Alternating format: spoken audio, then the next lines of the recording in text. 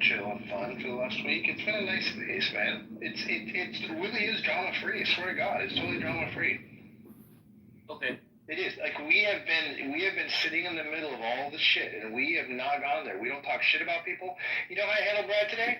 He came in the room. I noticed he was there. Didn't say shit about him. Not gonna, right? Not gonna bring him up, but I'm not gonna say shit, right? Then John Kitover starts talking shit about him. So we told John Kitover to stop. He kept doing it, so we kicked John Kitover down to the audience. And then Brad managed to get up to the audience. Someone brought him up, not me.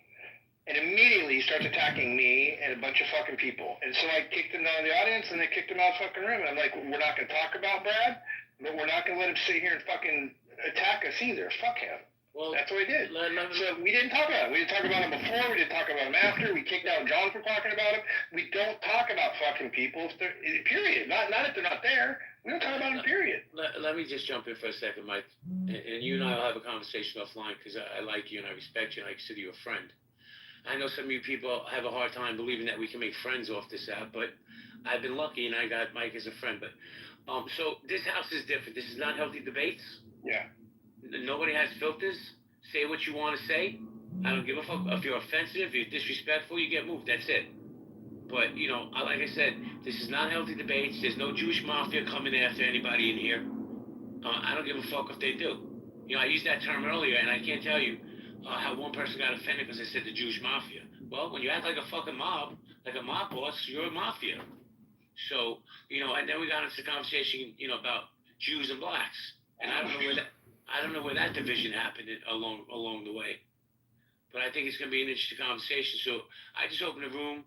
I'm going to be pinging people in. Let me say hello to Ash, Steve, Igor, Cogdila, how you doing? Rinman, James, Tamara, Caleb, how you doing, Rabbi? Always a pleasure to see you. Joe, Daisy, Tony, and of course, our favorite, Anonymous. We got Anonymous here.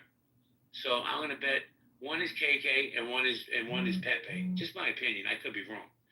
What's up there, Holly? Hey, y'all. Hope everyone's having a good night. Hey, y'all. Certainty, what's good? I didn't hear you if you spoke, bro.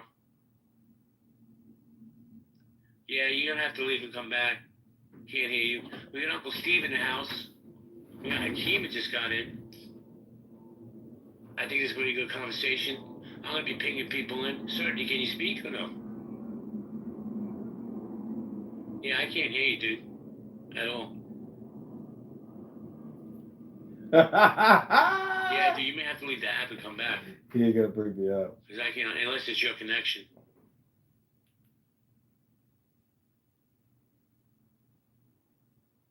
So I'm pinging people in. Guys, if you're on stage, please ping people in. I'm going to be running this house a little differently than Healthy Debates. So, and I got some smoke for somebody in Healthy Debates. I'm going to bring that up tonight. The Jewish Mafia.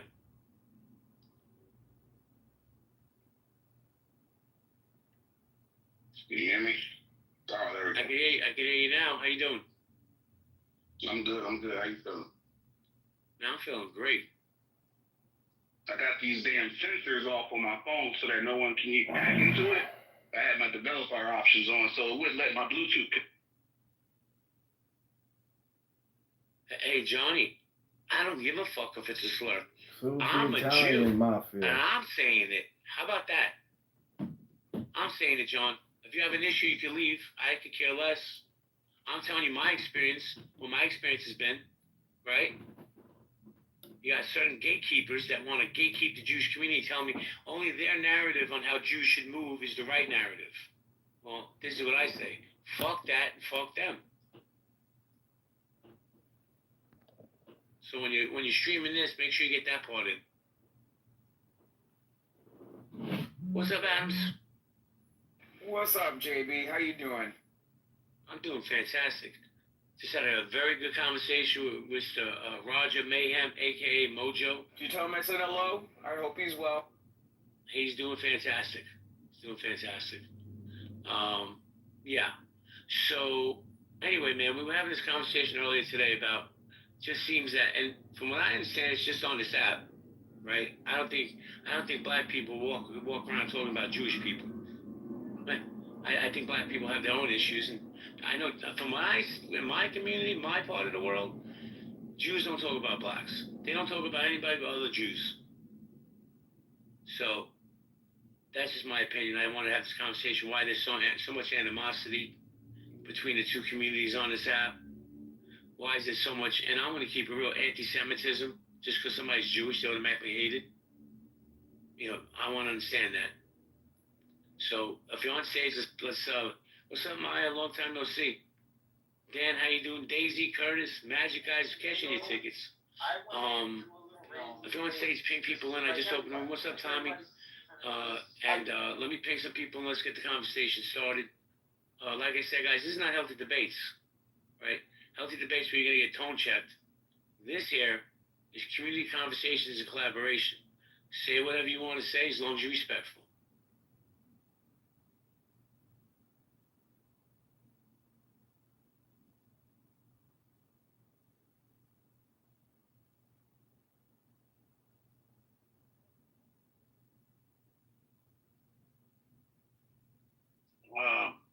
Jay, What's up, Ren? so are we talking about the friction between the Jewish community and the African American community, things like the Crown Heights riots and things like that? Or are we talking in a general sense, like what is causing this friction? Or Well, what do you think? I don't understand why there's friction. Because these two, in my opinion, these two communities are very similar. There's a lot of similarities between the two communities. And I don't want to do, respectfully, I'm not doing an oppression Olympics. I'm just trying to get clarity of why there's so much hate coming out of one community towards another. yeah, I feel you, Jay. I don't know. I wish I.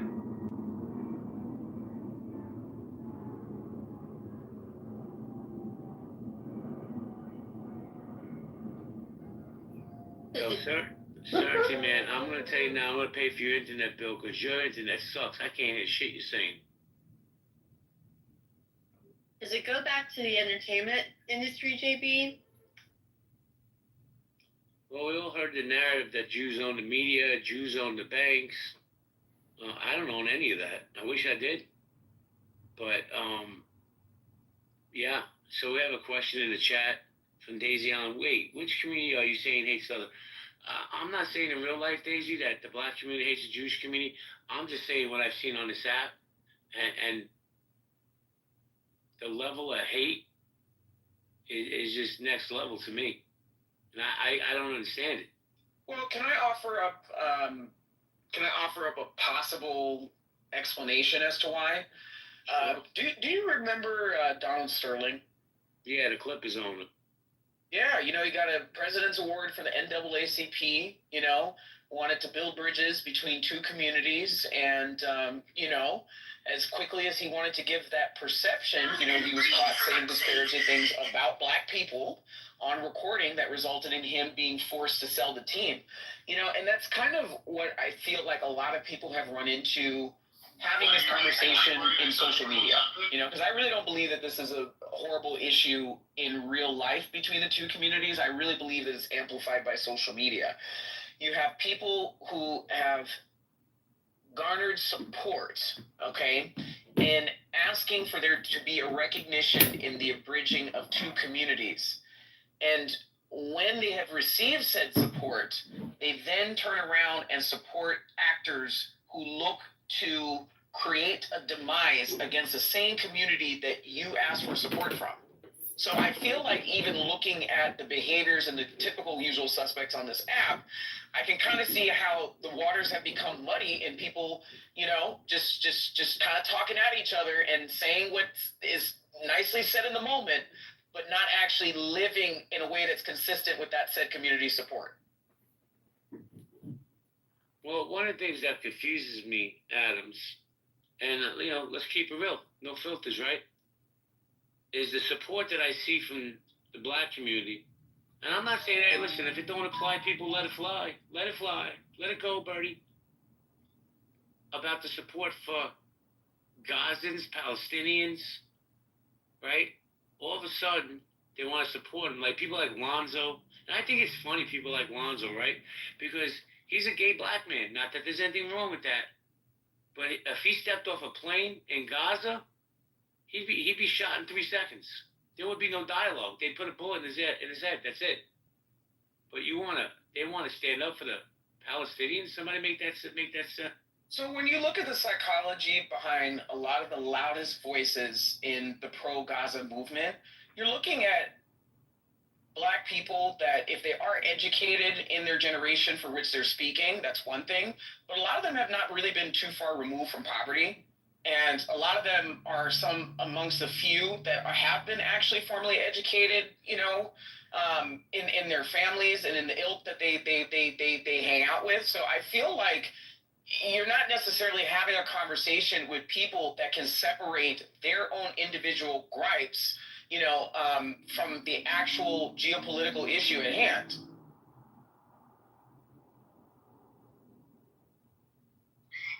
Sorry, I've been pinging people in.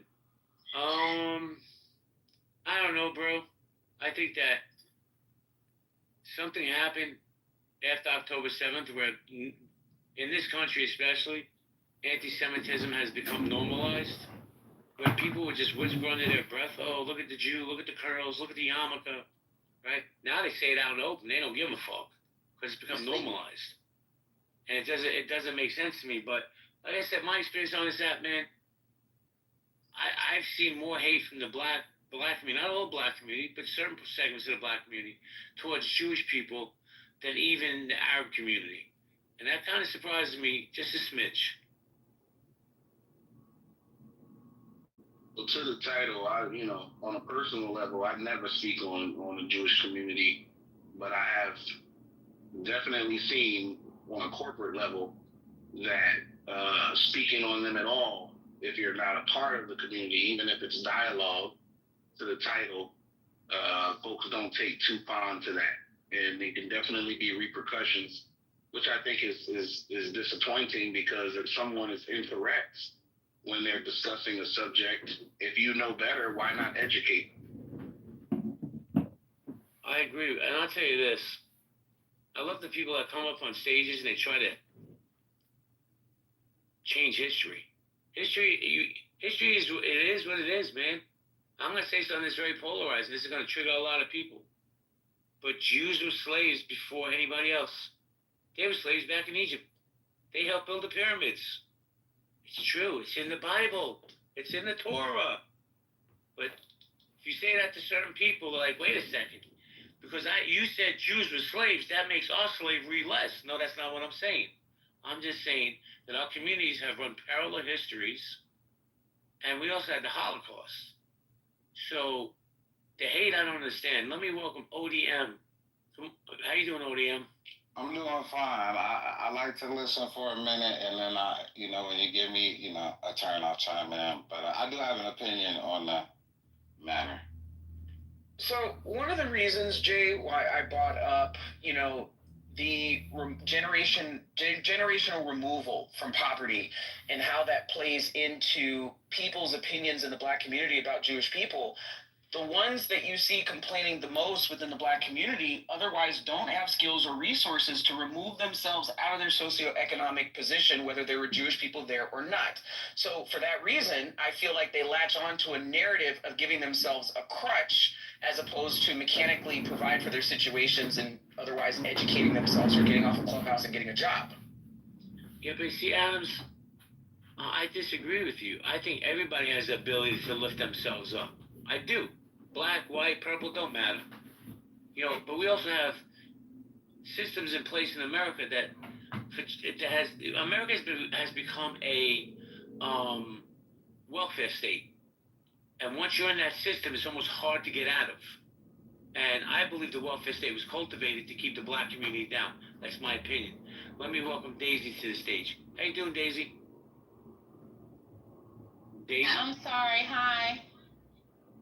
My opinion's stupid, okay? No, I wasn't talking about you. It's okay. I don't want any smoke. If I said something stupid, I want to learn. So No, I didn't hear you say anything stupid, but the tone, the tonality, and the statements that Slipper, whatever it is making is very offensive, and you're not going to get to any resolve when you're intentionally trying to trigger and insult people. To make an emphatic statement, whether opinion or not, that people who are making disparaging, quote unquote disparaging statements are because they are essentially impoverished and uneducated. That's not true. It's not necessarily true, and especially when you make those statements directed at an entire community, it just makes you look foolish. So that was something that irritated me that I heard, and I just feel like you're not going to get into any real resolve when you have people who have an intention of being inflammatory. Well, what if I told you he was part of the black community? That doesn't mean you have plenty of people from the not plenty, but you do have some folks from the black community that take an elitist position, forgetting that it's their blackness that makes them have be cursed in America, which is steeped in its racism. So I wouldn't be surprised if it were a black person, but that doesn't remove my argument. The intention is still there, based on what I heard. Adams, do you want to have a discussion with this young lady or no? I mean, my intention was to speak to the question, and my intention was to draw a correlation between the loudest voices that we hear holding discussions on these issues, the lack of time that they actually put forth in changing their socioeconomic circumstances, and drawing a correlation between who cries the loudest and their removal from generational poverty. I don't see how that's something that's triggering. Well, I explained it. And unless you've actually identified these specific individuals and then looked into their history to be able to determine what their socioeconomic status as well as education is, I think it's pretty ignorant to just make a blanketed statement like that. And whether you're part of the black community or not, when you make said statements, they're interpreted a certain way and they're irresponsible. And it's not a reasonable conclusion because, from what I hear, you have not done said analysis because you haven't even identified specific people. So it just sounds crazy any way you slice it. Now I got an idea. Blanket statements are not good for conversation because they just ignore all the nuances in life. And, there's edge cases. Like, are we talking about edge cases or are we talking about the average situation that everybody should be able to endure? And, like, everybody's not an athlete. It gets to just, work with Jewish people and make billions of dollars and be happy with Jewish people because they're rich. Some people are poor, and maybe, the way the economy works is part of the reason why. Just the average person. So may I ask you why using professional athletics as a litmus test? Well, because everybody knows that that's a space where a lot of money gets handed over or dealt with, and black people have access to money in that space, but they do not have control. They get a lot of money, but when it comes down to making the real decisions, there's a lack of control that's obvious to everybody that can see. We're allowed to participate, but ODM, let me ask you a question. Yes, sir. Do you think? And I'm just trying to get some clarity. Do you think all Jews have money? Hell no. No. Okay. Blanket statements are not good for conversation. Okay. Because I just want to put out to the universe that there's plenty of poor Jews. Yes, sir. I believe that. I do believe that. And so that's what I'm saying. Who is the conversation about? Is it about, the people with the power, the average person? Because I think, the average Jewish person, especially in America, is a partner to black people. But on a different level, the Jewish community has abused the black community for a lot of profit, like just through athletics and let's say through rap music, particularly. You pump a lot of, not you per se, but a lot of Jews happen to be there to allow a lot of negative, dirty, nasty music to be promoted to young people, right? And billions of dollars are made off of that, and a small percentage of that flows through to the artists. But a big portion of it goes to the executives who happen to be, and good for them, they work hard to get there. But that just, you wouldn't put that music to your own people. Well, Why would you even? damn. Let me just say this. Do you know what the largest percentage of people who purchase rap music or any type of Who are the largest?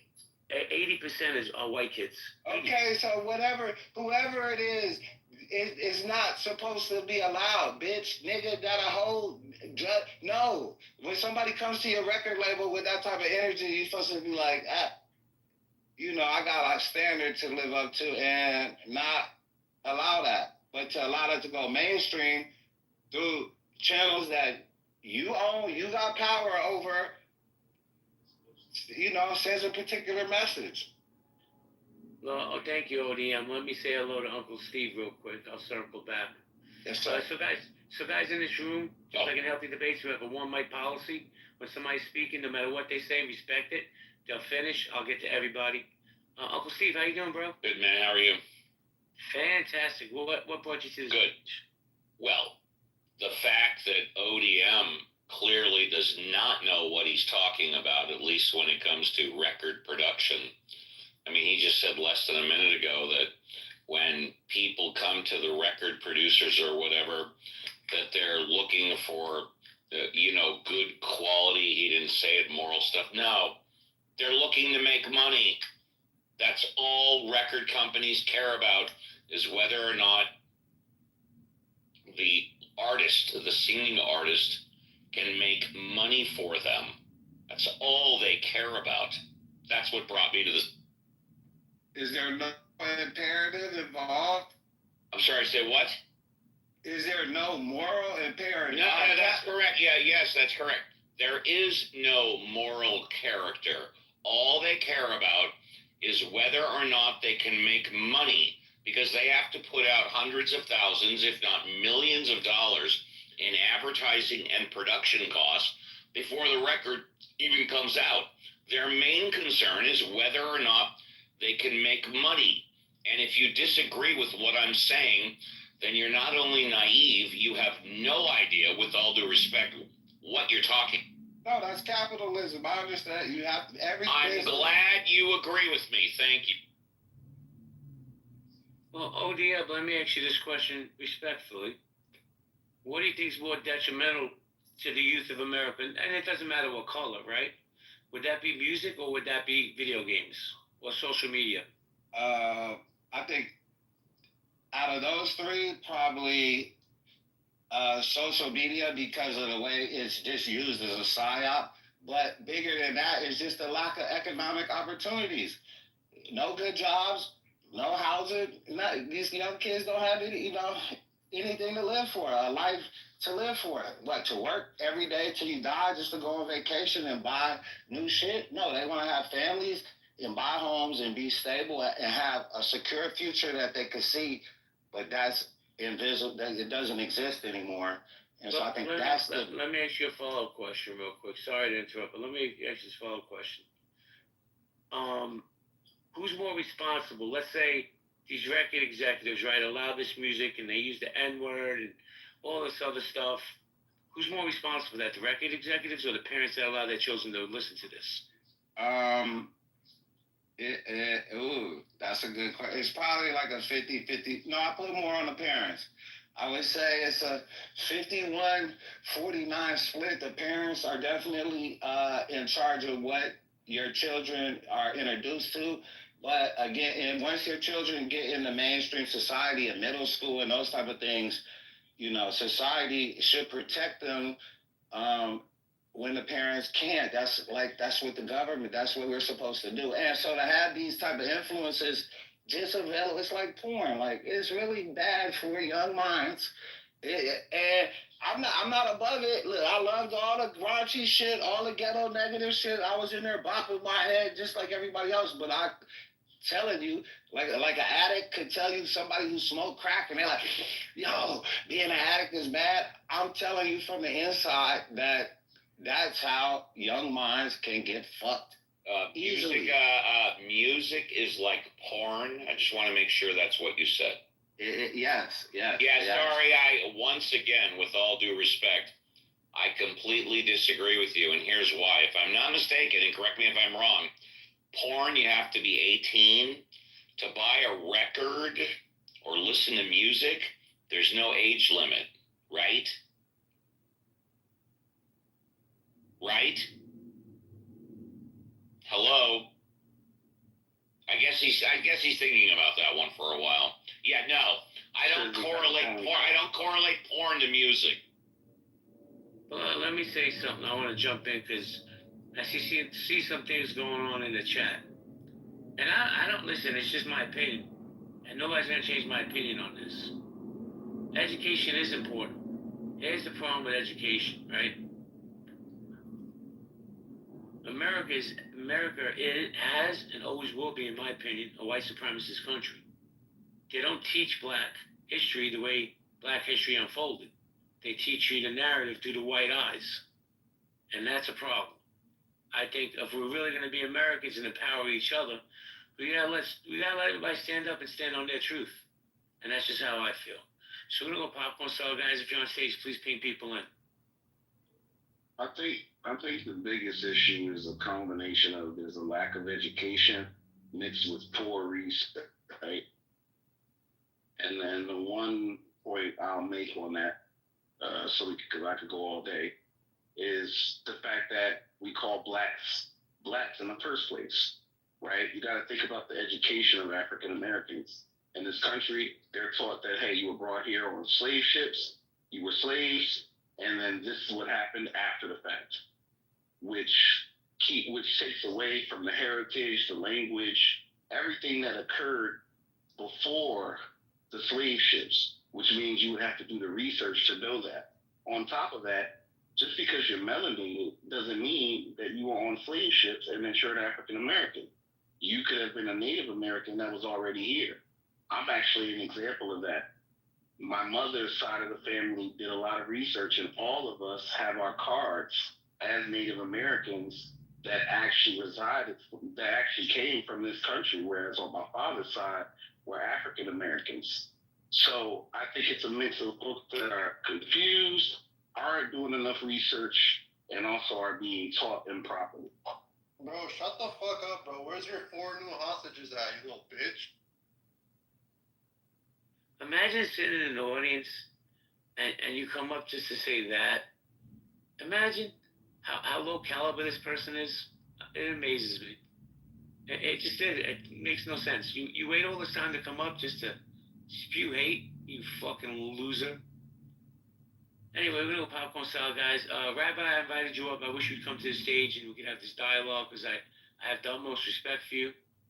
I think there is the division, in my opinion, between the black and Jewish community has never been greater. And I think it really is just a lack of communication and understanding each other. Instead of talking at each other, how about we listen to each other? Mike Boone, what do you think about what's going on? Oh, man. So obviously there's a connection between the black community and Muslims. Since October 7th, we have Palestine going on, Gaza. I don't think that has helped the situation. I think that a lot of black people in America are siding with the Palestinians. Israel is, they start as a defensive measure, but as the numbers grow, they just are increasingly at risk of people, becoming uncomfortable with the amount of the numbers themselves. 1,700 killed. So you defend yourself and, 50,000, 60, 70, 80,000 starts going up. Inherently numbers matter, and people start looking at the numbers and they stop forgetting about, we have short-term memories, right? So we just forget about how horrible October 7th was. We look at it as like, well, there's not a lot of defense going on anymore. It's mostly offensive at this point. So as those numbers increase, it's going to get worse, I feel. The black society in general is going to side with Palestinians. and that is causing conflict that's above and beyond the regular conflict that they had. I also think that there's maybe some, I mean, I'm probably going to get attacked for this, maybe some jealousy in the black community that Jews are so successful, that they're a minority in the country, but they're able to really, succeed and make a lot of money. And I don't know if that has anything to do with it, but it seems like it could be. And maybe that's the two things that come to mind right now. Otherwise, I can't think of anything else that would make a black person not like a Jewish person specifically. See, these are the kind of things where I have to kind of step in, because when and I will admit that, for one thing, I am black and I am a woman, and I'm clearly considerably younger than the people who are speaking. So it's quite possible that we're just too different to be able to come to an understanding, and I'm okay with that, because I know how old people are, I know how white people are, I know how men are. Wait, hold on. Wow, that hurt. That cut me to the quick. Hold on. No. I want to clarify. Steve's all three. I'm only two. She knows how old I am. She knows the color of my skin, and she knows that. Okay, now go ahead. Ouch! I'm only two of those, Steve. You all three. I just want to say, hey, Miss Mike, let me just do this. Miss Daisy, man, I appreciate what you're saying, but just like all black people are monoliths, neither are white people. But go ahead. Well, that's true, but it's even if you're not the same in your thinking, I'm just pointing to the fact that there could be a huge difference between our perspectives, because we're totally different worlds. You're not a black person, you're not a woman. That's enough. And then there's a considerable age difference. I mean, it's not to be derogatory. It's just pointing out the fact that I understand to a majority, to a huge degree, that there's a potential for not understanding my perspective. So I just preface my argument with that. But what I just heard from Mike was problematic as well, because you have the vast majority of black people that are very welcoming. I think to our detriment, obviously, considering our history, it's just too much of a welcoming of other people. So to say that what I heard him say was that some of these conflicts can be based on Black Americans being Muslim and siding with Gazans because they're Muslim.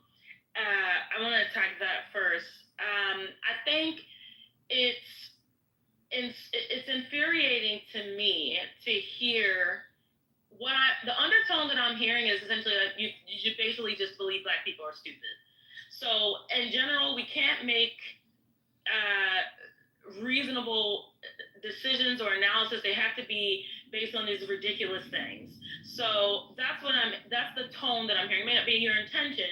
That's what I'm hearing. I heard the same thing when Slippers was talking. He said something equally inflammatory in the chat after I brought that to his attention, and then he scattled off.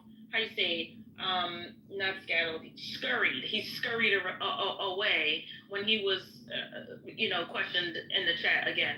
So I don't think it's a thing where it's like, okay, we're the same religion, so we're just going to gang up and stick with these people. Okay? I think any person with an iota of spirit and soul and empathy can feel bad seeing children being blown up. Okay? When you have these images all over the internet, which we, if I'm not mistaken. Daisy, did you have the same feelings on October 7th? Any person can see when there are people dying, you feel bad for them. That's what I'm talking about. You had to interrupt me to say. Even old white guys? Even old white guys? Do we feel bad? Why are you interrupting me? I'm just asking a question. Do we feel bad? Even old white guys? Even old white guys? It's rude. He's a mom. Even old white guys? It's allowed. Like I said, now you're proving my point. Even though I'm a moderator, I'm allowed to ask a follow-up question while you're Okay, talking. so I didn't finish. Your follow-up means that I've completed my statement. Well, you can stack points, but I can also ask as you make a point. Man, I could just go on. Okay, so if you want to stack points, that's great. But if I ask a follow-up question to point number 3, I'm not going to necessarily let you finish point number 7, so we can go back to point 3. I didn't make Because 7 by then points. we have short attention spans.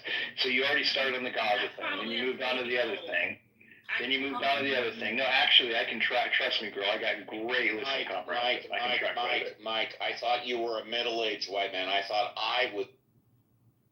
You are. You're the one that has all 3, so you only have 2 of those white characteristics. man, you're the middle-aged, and JB is the young white man. Well, middle age is old.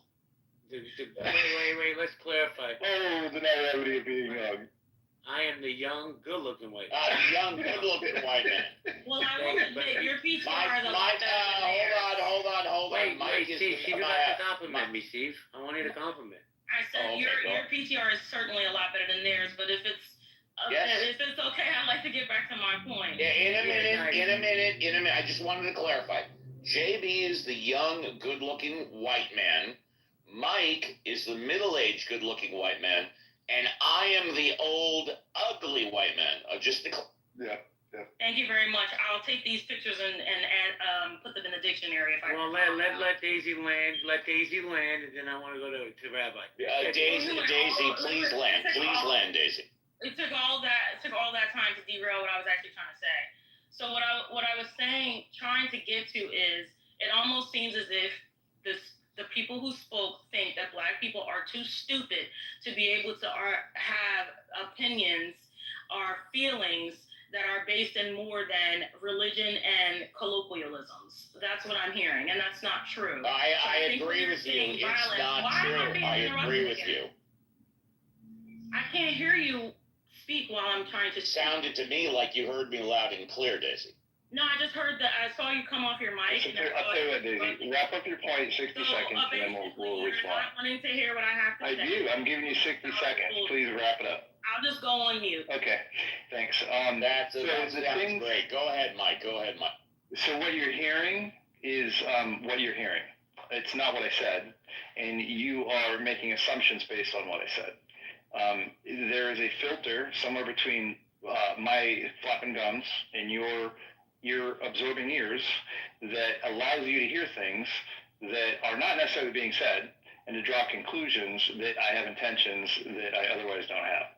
So if you wanted to respond to the things I said, that would be one great thing that you could do to kind of clarify and have a dialogue that was honest. But when you say it sounds like, and you gaslight the room about what I was saying, when I wasn't saying that, it kind of lends to a conversation that doesn't go very far. So, and also when you stack points, I'm definitely able to follow your points. I know most of the room can't probably, and I think follow-up questions along the way. It's not normal human communication. You know, you start talking, you say something that kind of piques my interest. I ask a follow-up question in the middle of your conversation. I don't just stand there and wait for you to talk 5 minutes and stack 14 things up and then try to go back to number 6. But that's just let me jump in here. Steve, let me just give me a minute. So I'm going to give Daisy a minute to say whatever she wants. Please don't interrupt her. I don't want to hear about age jokes. Let her be. Give her a minute, and then also, Hector, you have your hand up. I've been trying to bring you up. I can't do it anymore. Mike, Steve, you can bring your hand up. I'd appreciate it. Miss Daisy, the mic is yours.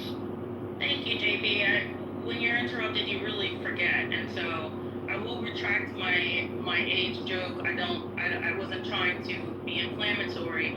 I was just trying to illustrate that could be a possible reason for disconnect.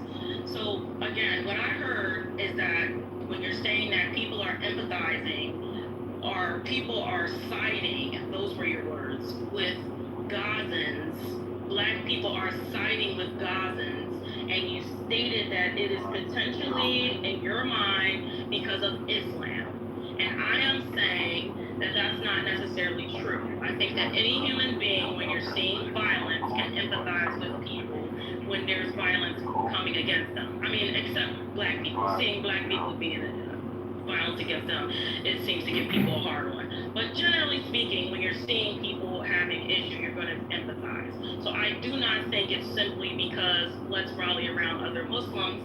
I think it's, especially when the majority of Black Americans are Christian, I don't think it's about religion. If anything, I would think it would be because of empathizing with the situation. That's the first thing. The next thing that you offered, you said you think it's jealousy because Jewish people are so successful.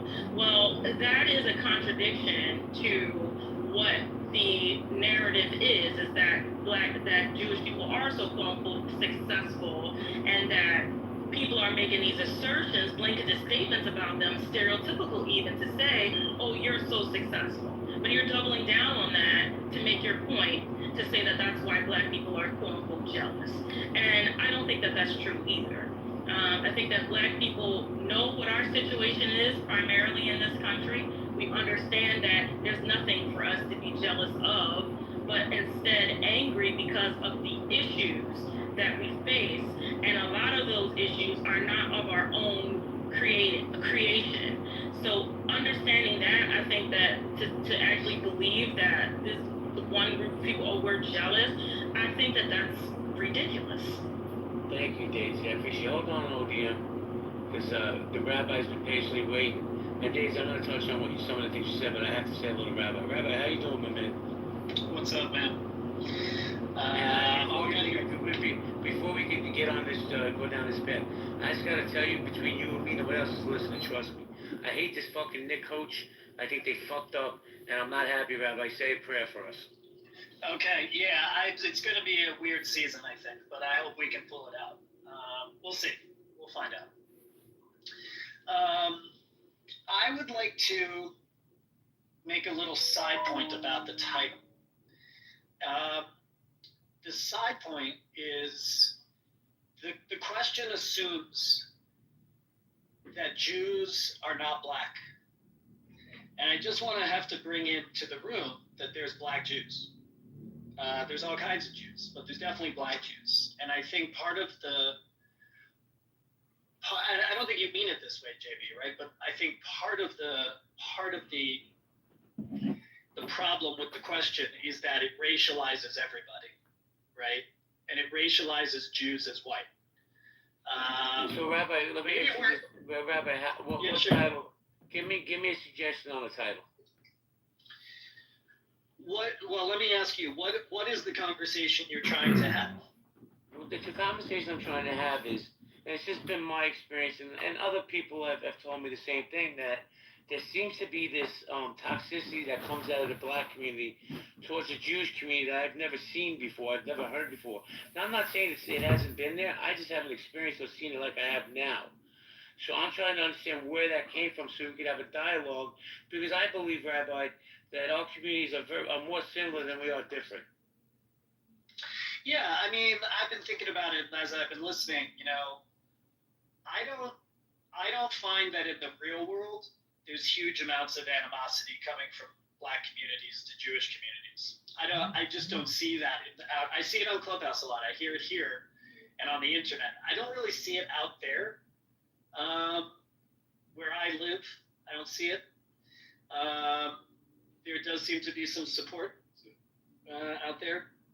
I think mutual support, or at least there's trying to be. Yeah, I guess I have one last thought, which is to the Daisy, you were saying about, well, maybe it wasn't your point, but I think part of the folks and Palestinians, right? I remember that this goes back to like Ferguson, right? And like there were signs in Ferguson. Ferguson is Palestine, they said. And I think there's been a misidentification between the struggles of all brown people around the world are the same. They're not all the same. They're unique contexts. And I'm a liberal Democrat, but I gotta say, woke intersectionality identity politics doesn't work.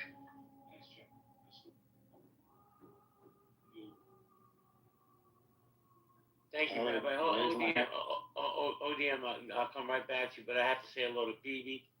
Rabbi, I would mod you, but I don't know if you're staying, and I don't know if you want to smoke. BB, what's good? No, it's all good. What's Thanks. good? What's good, everybody? This is I like the title.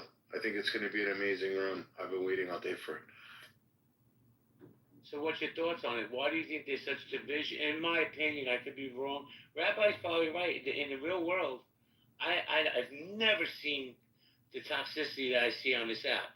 But I also believe, and maybe I'm crazy, I believe that this app is a microcosm of society.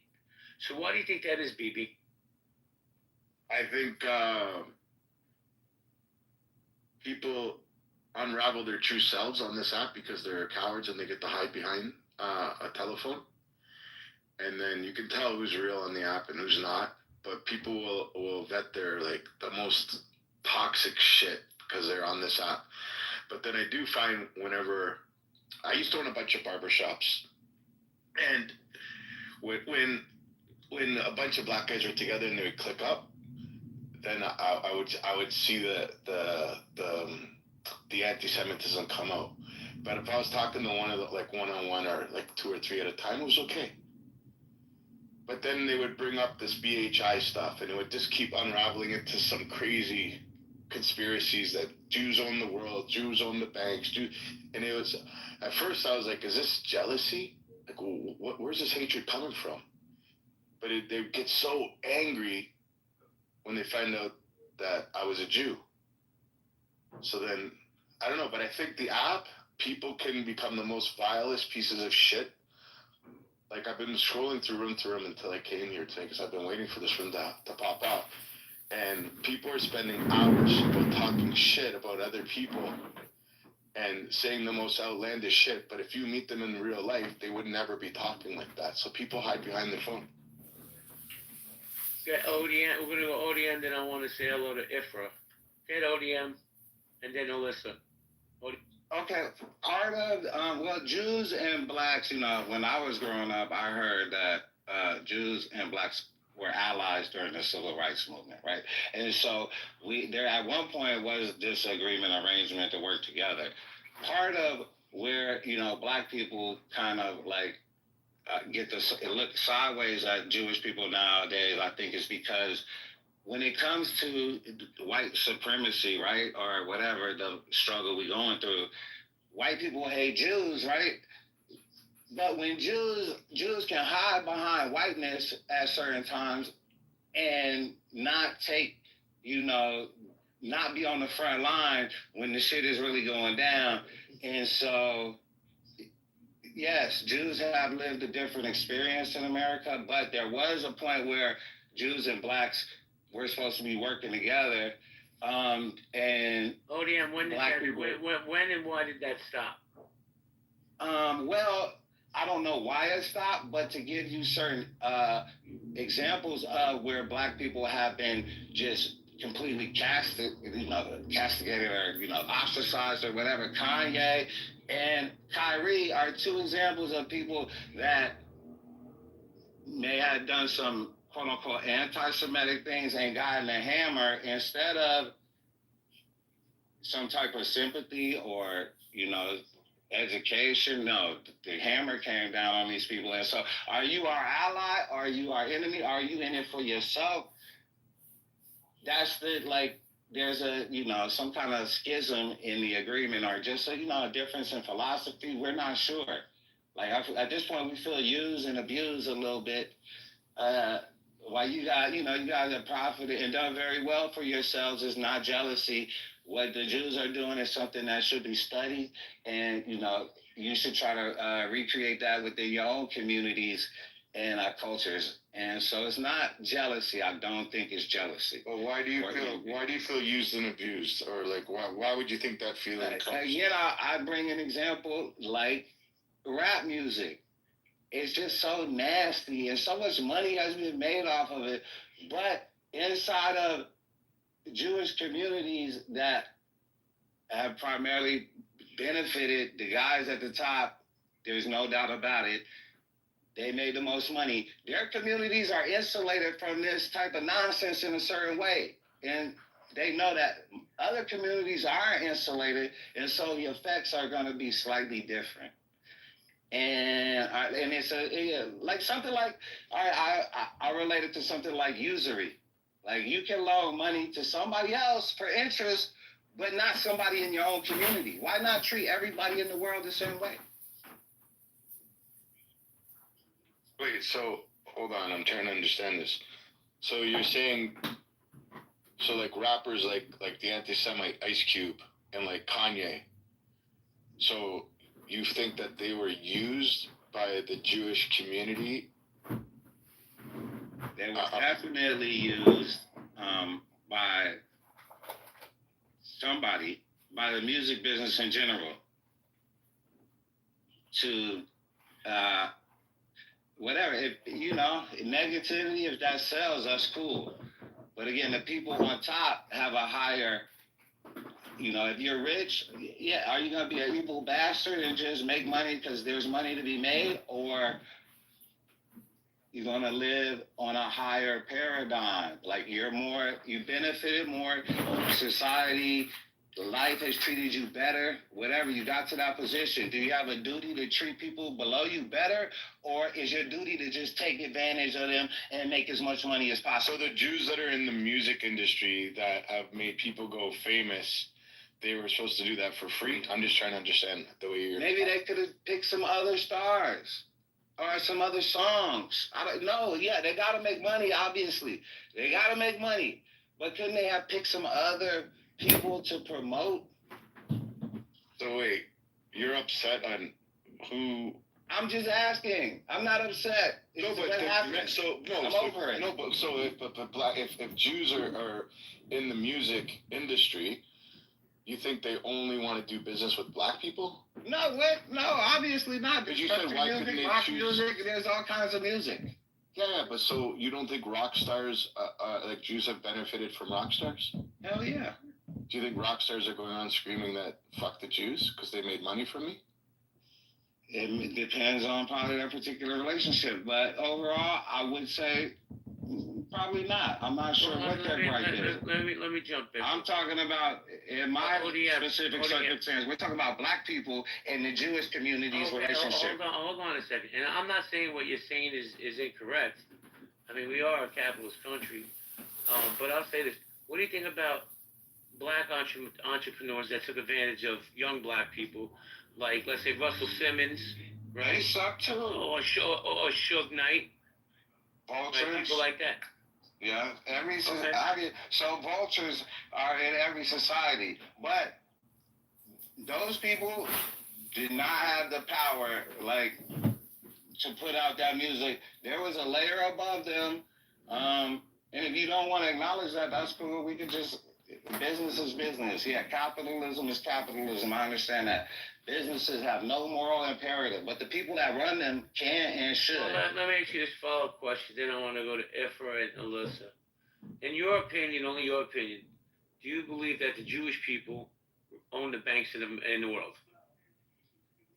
No, I think that they're part of the collective. They've amassed a certain amount of power, and through that power, wherever it lies and whatever resources, however they manage it, they have some power. There's Chinese, there's all kind of factions all around the world fighting for power. Jews are not alone in that battle. Let me jump in real quick, then I want to say a little Ifra. And it's going to be a polarizing statement for some people. Put your big boy pants on, your big girl panties on. America's a white supremacist country. I think the last thing that people need to worry about is the Jews. I promise you that. When you got people, hold on, ODM, you gotta let me finish, man. This is a white supremacist country that is geared to hold us all down. Not just the black community, not just the Jewish, all of us. There's the have and the have-nots. There's somebody in the audience, I'm not going to say the person's name, really big in the real estate lane, really big. But I'll say this, I don't care how many houses you sell, the middle class is starting to disappear in America. And that impacts all of us, black, white, purple, pink polka dots, I don't care. We need to focus on the white supremacy that permeates through this country, that's been here since the beginning, and join together. That's my opinion. But let me say a little to Ifra. Ifra, how you doing? Ifra, are you there? Jay, you got Can I get 10 seconds first when you Go get a ahead, Brad. chance? Go ahead. Yeah, you bring up an important point, and I like what ODM said as well. The white supremacists are the people who made Jews white. They hate Jews just as much as they hate black people, right? So it's a very important point that you brought up, and ODM, I think you said it right. The experiences are different, right? And I just really appreciate how you put together your thoughts. Thanks. Thank you, Rabbi. Alyssa, how you doing, Alyssa Denny? Hi, I agree with you, JB. Yeah, it's gonna be exposed soon, but what is driving this white supremacy stuff that's hurting people, and they don't know it. And I wanted to say that Israel is not it's not all one type of Jew. There's two types. There's two that are very devout to the country Israel, but then there's the one that is devout to, if you are familiar with the Bible, that is just a significant place where the blood of Jesus was spilled, and that's the only reason why they think it's significant. So I figured out finally what the fuck a Zionist is, and not just regular person is. So I just wanted to say that, and if I drop a bomb on here, please don't be mad at me. I do know. And Rockefeller Avenue runs through the main part of Israel. I wanted to say Benjamin Netanyahu is not who you think he is, and he's funding a lot of what we didn't know. Well, listen, I just want to educate you real quick, and I'm doing this respectfully. Mm-hmm. A Zionist is a person that supports the country of Israel. I'm a Zionist, and I'm a proud Zionist. Mm-hmm. So anybody that supports Israel, they're a Zionist. But before we continue, let me say hello to my man Harry. Harry, how you doing, bro? Can I say why it's gone bad? We are supposed to support Israel as an ally, but that it's been compromised by Benjamin Netanyahu because he funds people. He funds Hamas. He funds Iran. No, that's not true. Now you're just spreading misinformation. I know. It's unfortunate that you're doing that. I was gonna get some kickback, but It's not getting kickback. You're just getting corrected because you're spreading a misinformation. Sorry. Yes. Well, when you said Rockefeller Avenue runs through Israel, she didn't know what she was talking about. But yeah, hey GB, what's up? Yeah, but I do. Alyssa, have you ever been to Israel before? No, but I. Well, you know awfully a lot about Israel for not ever being there. Kind of interesting. What does that have to do with? And you said Rockefeller Avenue runs through Israel. So where in Israel does Rockefeller Avenue run through Israel? I just want to know because I've been there many times and I've never seen Rockefeller Avenue. It runs from the river to the sea, Harry. Whoa. No, all right, guys. Listen, let me move on because it's gonna get out of control. Let me say hello to Nye real quick. What's up, Mr. McGee? JB, what's going on? I came right on time. Yeah. And Israelis and blacks have a civil conversation. I think so. I don't think that blacks have beef with the Israelis. If you talk to black people off Clubhouse, I know some of us are a little bit weirded out on Clubhouse. But outside of Clubhouse, black folks do not have issues with Jewish people, with Israelis, etc., etc. Don't believe the hype on social. Oh, is that how you feel? Not with Palestine, not with... Everybody, hold black on. people don't have an issue with the Palestine issue. Hold on, ODM. We have a one mic policy. When a mod speaks, just please mute up. Fire God, I'm going to come to you, I promise. But I definitely want to say hello to Harry because I didn't get a chance to properly say hello. Harry, what's good, man? Hey, what's up, bro? Doing good. How are you doing? Doing fantastic. Do you want to chime in before I go to the next speaker? I'm just kind of listening to see what's going on. I've already heard some things that are really false. They're just really anti-Semitic rhetoric that's been passed around throughout the internet for a while now. But yeah, I'll just listen and see what's going on. Chime in whenever. Thank you, Harry. So, guys, I want to introduce Fire God. He's going to bring some fire. So just let him finish, and then everybody get a chance to rebuttal. Fire God, how you doing? I'm doing all right. What up, Jay? Chilling, bro. Do you want to chime in or you just want to hang out? I'm gonna chime in a little bit on that one. I think blacks deal with Israelis often, especially in the music industry that we survive in. But outside of that, I think there's a couple gripes. I do think there's some gripes, but I don't think most people are even. They don't even really understand what the actual real gripe would be, to be honest. Because how can I say it? It's not stuff that's just sitting on the surface like we got an issue like how we got issues with Mexicans. It's not the same because it's not a surface gripe. You know what I mean? It's a little deeper than that. But well, tell me how deep it goes. I mean, it could go very deep. I mean, all the way to the Israelite brothers. You know what I mean? Like they feel like Jewish people stole their identity, right? So if the Israelite brothers feel like you said what? Are you an Israelite?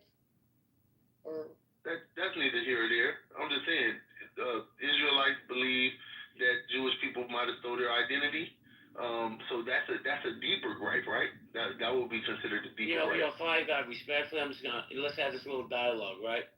And it's no smoke with you, but I promise you, I never seen a Jew on Fifth Avenue dressed like a doorman screaming at other people. But I seen the black Israelites doing that. But that's different. No, that's different. I mean, because even with that, they're going off of something else. They're going off of a certain scripture that says that you have to go out there and speak to the people, and they might not do it the right way necessarily. Yeah, so I mean that's with that one. Of course, you're not going to see the other Jews doing certain things. That's true, but even in the Bible, it spoke on the black Jew. So we understand that it's a lot deeper. Like I said, it's not as surface as a lot of problems or issues would be. Outside of the situation with Palestine, of course, if you know a lot of African Americans, we are sticking with Palestine because we feel like they're the niggas in America, like how we are in America. That's them over there on that side. So we're gonna unpack that in a few minutes about this narrative of how Palestinians are viewed as like black Americans, because that narrative is absolutely false, in my opinion. But let me circle back to you in a minute. I want to say hello to Fatima real quick. Fatima, how you doing? Yo, thank you for addressing me. Hello, everybody. I'm doing good. Before I ask you how you are, I want to make an announcement, okay? To the people I know, to the people I don't know. I just bought the Clubhouse Plus abonnement, as you can see, with at the plus sign next to my name. So I'm part of the elite now, and I want to be addressed as. So that's the announcement. Wait, what do you want to be addressed as? You broke up. I'm sorry. I'm an elite now. I have Clubhouse Plus, which means I'm part of the elite now. So I want to be addressed as such. So okay. So Miss Elite Fatima. Yes. I'll call you Queen Fatima. Queen Fatima, do you want to chime in on the conversation? Or do you want us all to bow down right now? Yes, sure. I want to chime in. Please. But my opinions are a lot different than, I think maybe 99% of all people, honestly. You might even call me like crazy or heretic. I don't even know if you want to hear what my opinions are. Let it out, Queen. Well, let it out. Let's hear what you have to say, Your Majesty. I'm not pro-Palestine. I'm not pro-Israel, which means I'm not anti-anything. So I don't believe in that any of those two movements. Like I don't think all these videos you see online that you should believe them because you see like videos of people dying. They say they're Palestinian people. You don't even know who the fuck they are. You don't even know where these videos come from. You don't know if these videos are staged. Even the Israeli videos, like people with IDF like army costumes, like you don't know who the fuck these people are. They might stage fucking things like with AI. You can do a lot of things. Your Majesty, royalty don't curse, but you can curse, okay? Oh yeah, sorry, I curse a lot. I will apologize in advance. I do really curse a lot. It's the English language, you know. In my own language, I don't curse. So yeah, this war, like every war, has a bigger agenda than the thing that they are actually fighting for. I don't know if you get me, but I don't think this war is I think this war is like a minor thing, like in the agenda, and they're using it for a bigger thing. That's as far as I can go, because if I go too much further, it's gonna be crazy. Oh, thank you. Crazy. Hold on. Don't call the lady crazy. She might be a little touched, but she's not crazy. Let me say hello real quick to Poodle. Poodle, why am I getting exposed, Daisy? I was trying to protect her. That means Poodle that's funny. Oh, it's not funny. I'm sorry. It was funny. Jesus Christ. Oh, thank you. Sorry, Mama. Listen, Daisy, I'm old, so my hair is shot. Poodle, how you doing? Hey, Shabbat Shalom, man. How are you? Bro, if you come with any kumbaya bullshit, I'm booting you. I'm just letting you know. Cash any ticket before I kick you out. What about Haku? You know what? What do you want me to say? It's the end of the fucking world, JB. No, nobody can ever get along. We're all gonna kill each other. There you go. Yeah, sounds about right. ODM, you wanted to chime in? Oh yeah, I got another point to make about the beef between Jews and black people. So, how y'all right? In the last election, I feel like a lot of Jews voted for Trump, kind of to figuring that he was going to be better for Israel and fuck the outcome for America. And so following that, there's been a lot of censorship and kind of nonsense shit. Just a lot of things that aren't American that have been pushed. Hey, ODM, bro, look, respectfully, man. I get that you believe what you believe, but my belief is that more Jews are Democrat and voted for Kamala than they voted for Trump. So if anybody wants to fact check that and put that in the chat, I appreciate it. But to say such a blanket statement, as I was yelled at about before for making blanket statements, I don't agree with that at all. But again, I think the high power Jews like the Appletons and the Zuckerbergs and those type of people, like the dude that ended up as vice president is backed by a Jew, right? You guys got it. Don't back down from here. You got the influence. You make shit happen. Can we acknowledge that? Modern democracy is an illusion. Do you think like all the powerful Jews are like in some secret society together and they meet up on a weekly basis and talk about their plans to take over the world? It might not be a secret society, but you are organized. Like, can we admit that you're very organized? I'm Jewish myself. I've never got an invitation to any of this. I admire. ODM, hold on. Let me say this, man. You say this organization, and I'm going to keep it real. I can't speak for the other Jews/Zionists on the stage or on this app. But there's certain segments of the Jewish community that I'm not welcome in, right? They're very secular. They don't let me in. They may not let Harry in or BB in. The Hasidic Jews don't play around. They keep it to themselves. I got no problems with that. If they want to be secular, there's certain communities, certain other communities, black communities that they're very secular. So you say we got it together. There's no master plan for us to take over the world. And if there is, I haven't been included in those meetings. No, see, that's the thing is culture. You don't have to be included in the meetings because it's ingrained in your culture. And it's kind of like, if you meet some Spanish people in a different place, one might be from Cuba and the other one might be from Puerto Rico. and they might hate each other. But when they're together in a different environment, they're gonna link up through that shared experience, that Spanish, and not being able to speak English. They link up. We're different. So Jews do the same thing. Do me a favor, bro. First off, cash in your pink ticket. Because I've been giving you a lot of space. How do I cash in my pink ticket? Can I do an advertisement, JV? So this room is brought to you by Tylenol. Hold on, guys. This room's brought to you by Tylenol. Some of you are going to leave here with a headache. You're going to have opinions that you're not going to agree with, but this is a mutual space for everybody to talk. And everybody at the top of the screen, cash in your red tickets where it says community conversations and collaborations. If you click on that, it's going to say join the house. So if everybody can do that, and you're going to have more interesting rooms like this that are brought to you by Tylenol, and you will receive a headache if you don't know how to properly communicate. Thank you, BB. Thank you, little bro. Fatima, I need you to mute up, please. We have a one mic policy. Thank you. I want to go to Ifra. I have one point, baby. Everybody, hold on. Everybody, hold on a second. Mohammed, I know you hear me. Thank you. I run a queue and I want a one mic policy. So I'm going to go Ifra, then Rafi. Hey, Rafi, what's good, man? Then you, Mohammed. What's up, brother? Ifra, how you doing? Doing pretty well. I didn't realize it was you. Hold on. Wait, is that Seneca? Yeah, it's me. Yo, Seneca, man, you got clipped again? Why do you have so many accounts? What is going on, sir? He got clipped again. I get clipped every couple days. Listen, just because he talks calm, he's a chaos agent, trust me. If you want to join in the conversation, welcome to Seneca, sorry. Seneca, man, I'm happy to hear you that you're here. The mic is yours, sir. Yes, it's a case of mistaken identity. I think if Black Americans had their heritage and their identity and actually ascribed a culture instead of in a position where they're constantly lost, constantly trying to scramble at other cultures, we wouldn't have this dilemma.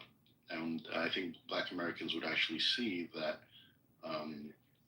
Black Americans and Israelites have a lot more in common than they do separately. It was actually Israelites that helped them bridge the gap between Caucasian Americans, and Black Americans in the 60s when they were fighting for their civil rights.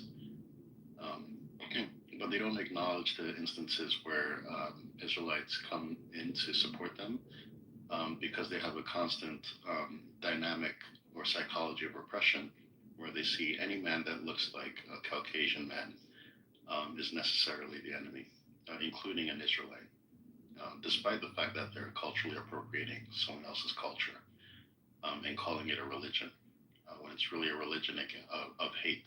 What's a religion? Against people that are white. Hebrew Israelites. No, that's not a religion. That's basically something that you are. It's not. You can't make that a religion. It's not a religion. Christianity is the religion. Okay. Well, it's still based in delusion. Is my point. I've never seen a black-white person, and I've never seen a white-black person. I'm sorry. Yeah, I've never seen an African Native American either. But yet, they claim they are.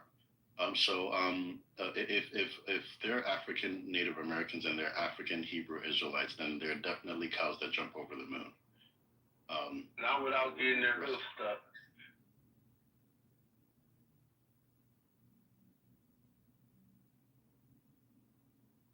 Seneca, you done, Seneca? Yes.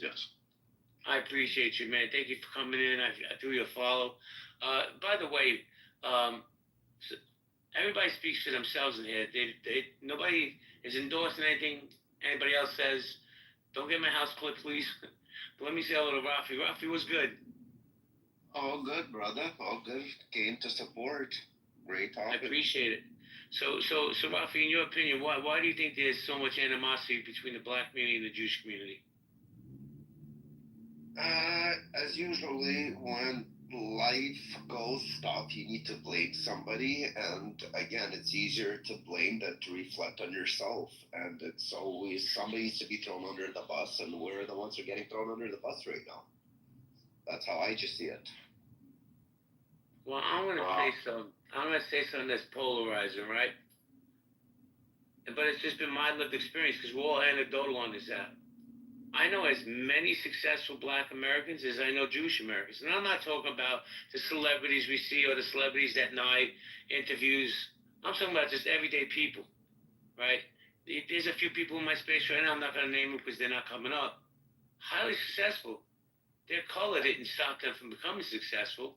They just went and became successful. Nothing stopped them. Black, white, Jewish, it don't matter.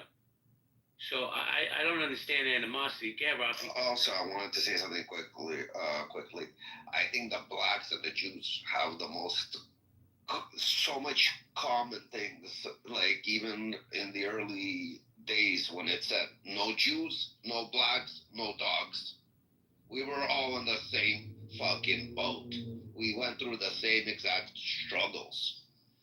And somehow it all got divided that one is better than the other and the hate game. We were literally the same. The Jewish people, the American Jewish people, let me correct myself, the American Jewish people probably have done more for the black communities from the early days than any other community around them to help them fight for any rights during the civil wars and so on. Like so many organizations, so many fundraisers. They were all held by Jews helping black communities. Let me address something real quick, guys, before we continue. Muhammad, man, I'm going to tell you something. What you're doing in this chat is not allowed in this space. I don't care what this woman said to you. I don't care if she chases you all over this app. The next time you're disrespectful, Muhammad, not only going to throw you out, I'm going to ban you from this house. Show her respect, and she'll give you respect. Are we clear, Muhammad? Yeah, I agree. That's correct. Okay. Do you want to chime in on the conversation? No, I don't want to add anything. Right. I'm going to listen. All right. Then you can listen in the VIP section. All right, guys. We're going to go popcorn stuff. Anybody wants to speak? Go ahead, ODM. I want to say, I hope I didn't come off as an anti-Semite. Again, the Jewish community is a model to be, you just want to try to recreate that for your own community and culture. Salute to you guys. I heard you correctly, man. I think what you said, and I found one thing you said was important. You're like, the Jews in the industry need to be studied. And I think that you were showing respect. You're like, and that's what I believe. I believe, listen, people can't be upset because we educate our children. They can't be upset that we invest money in our children's future. Anybody can do that. All of our children could go to the same school. It's the parent that endorses that child to teach them the value of education and also teaches them at home. And then in turn, maybe they get blessed with an amazing job. You can't hate that because they got educated or they've, in all communities, there's a lot of educated humans on this earth, and there's a lot of dumb fucking humans on this earth too. But we can't hate the educated ones because we're jealous because we didn't decide to go to school or stay in school and get a good job, and now we're upset and we say fuck them because we didn't want to put in that work. Can I say something? Go ahead, Fatima. Go ahead, Your Majesty. Thank you. So, when they say Jews run the world, that sentence, probably every Jew knows it, right? Well, what I mean, I've read like a whole book about this, you get me? So I don't get it from my own mind, but I do agree a lot of what is written in this book. So they say that a lot, and what I believe, that a lot of these people that do have a lot of influence around the world hide behind Jewish identity but aren't actually Jewish. I wanted to say that. I hope I don't sound rude, but I do believe that there are people with a lot of influence, power. Hey, but Fatima, let me touch on what you're saying. You don't have to mute up. Let's have the conversation. Yeah. Right now in this world, there's nothing more polarizing than being Jewish. They're the number one target throughout the world. If you're a Jew, so I don't understand when you say people to pretend to be Jewish. Why would anybody pick the most polarizing religion, ethnic group in the world when they know by picking that, all that's going to happen is they're going to get a lot of heat? Why would people do that? Yeah, exactly, to cause war. What exactly is happening now and happened in the past as well. And behind these wars is like a bigger agenda, like that these people have. Yeah. I got a question, JB. Okay, go ahead. Being that Jewish people went through what they went through, and I think the next race that has probably the closest similarity to what they went through would be African Americans, right? You get no argument from me. There are a lot of similarities there. Okay. So I would think that they would be a little more understanding in a helping hand to those people that share that real close similarity, instead of just kind of turning a blind eye to the things that they see and just kind of sticking to themselves. I think that's the issue as well. And when you say that, what kind of support has the Jewish community not given the black community in your lived experience? Well, I believe they have given some support, but it's one of those things to where, as far as standing with the people and even helping maybe possibly help them organize themselves to kind of get into the same way to be able to move their people forward the same way. But Fire God, the blueprint is there. I've said this a million times. Follow the blueprint. It all starts with family values and education. You put those into the mix, you guys will rise right up, right next to us. I promise you. I understand, but they're willing to put money into destructive things like hip hop instead of putting things into more positive things that can actually help the community. You kind of get what I'm saying? Yeah, but they invest, but they invest in the wrong thing. You brought up a point that was brought up earlier. I don't know if the ODM brought it up about the music industry, right? I don't know anything about music other than how to turn on my radio. But and my follow-up question to that with the music industry is it really the Jewish executives that own some of these record labels, because it's not exclusive to Judaism, trust me, or is it really the parents who should be monitoring their kids better? I'm curious. What do you think, Fire God? I believe it's both. It's a little bit of both. I got a third party too, the government maybe as well. You have like in business, you can have first order consequences. Let's say we decide as a culture we're going to sell sugary cereal. And whoever sells that sugary cereal is going to make a lot of money because it's addictive and it tastes good. Did you cash in your ticket? Hey, what do you mean? No, you cashed in your pink ticket. I don't understand. Join the house. Did you join the house? Oh, hey, bro. Yeah, I'll join. All right, when you join, you can come back up because I know you're full of shit. Get Fire God. No, that's all. I mean, that's pretty much it. It's one of those things to where it's like when you see people kind of lost in the way. I would think if you're going to invest in the community, invest in it. Invest in the education of it more or less than the destruction of it. I don't know, man. I think parents have to be held accountable. I think social media needs to start being held accountable. There's no guardrails on social media. Just look at this app, right? Just look at the toxicity and the doxing that goes on in this app. There's no consequences to shit anymore, man. There's just not. But I think really at the core, it's the parents' responsibility on what their kids are doing. When I was growing up, we were latchkey kids. Me, Mikey, KP, all those old fucks, right? We came home, my parents went home, we had the key, we went in, we made a little snack, we watched some cartoons. Nowadays, these kids are being raised by their computers, by their cell phones. There's no accountability with the parents. So let me say hello to KP. KP was good. Hey man, don't be bringing that old shit up now. Stop it. Listen, man, I know you went to high school with Moses, but I'm not even gonna dox you with that. Moses. Yo, you were sitting there writing on tablets. What the fuck you talking about? I still am. But what's up, brother? How you doing, man? Let me say hello to Black Girl and then say hello to you properly. So KP, I know it don't apply to you because I honestly believe you're one of those people that don't give a fuck about color, race, religion, because I've been around you for a few years. But on this app, man, there's a lot of animosity between the two communities, and I'm going to keep it real, more so coming from the black community towards the Jewish community. Why do you think that is, KP? I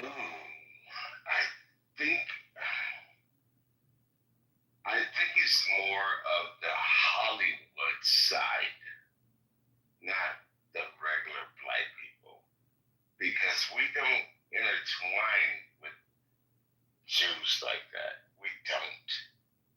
unless you're everyday Jew and you're everyday black. Yo, we just chill together. You wouldn't know who's a Jew or a white. You wouldn't know unless you're related to each other. We just don't mingle like that, and it's a Hollywood hype shit. I agree. It's internet sensation. Thank you, KP. Let me say hello.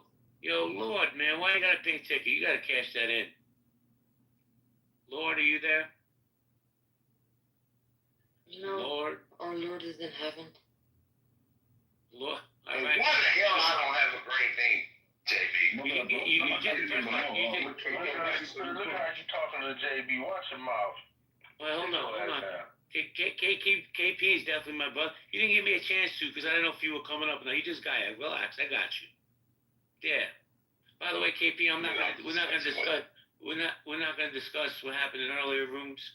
But I just want you to know I love you. No. And I thought you got dog piled on for no reason. I just want you to know that. It's always a reason. It's all good, brother. Don't worry about it. You're always welcome in my space. Let's go to KP. Let's go to Lord. Lord, what's good, man? Thank you for cashing in your ticket. You know, bro, my bad. You just caught me right when I started to eat, so I'll chime in a second. Just give me 1 second. Listen, you take your time, eat your food, enjoy your meal. You're welcome anytime. My man Howard, Howie, what's good, man? JB, hey, hope you're having a great Friday and set up for a nice holiday weekend. How's it going? Man, you're here, so I'm doing something right. And this weekend's gonna be beautiful here in New York. I'm excited to get out of this house for a couple days. You deserve it, man. You deserve it. I appreciate it, as do you. So Howard, can Jews and blacks have a civil conversation? Yeah, two things, JB. You were onto it, and I mean, you and the moderators, you have the responsibility. I know you're monitoring the chat, but I tell you, Mohammed is definitely on a different planet. But also, I just saw a post from the esteemed Anson. Anson, I got to disagree with that comment that you're saying that money's dividing the Jewish and black communities. I actually view that as somewhat of an anti-Semitic essence to it. So I'm just going to put that out there.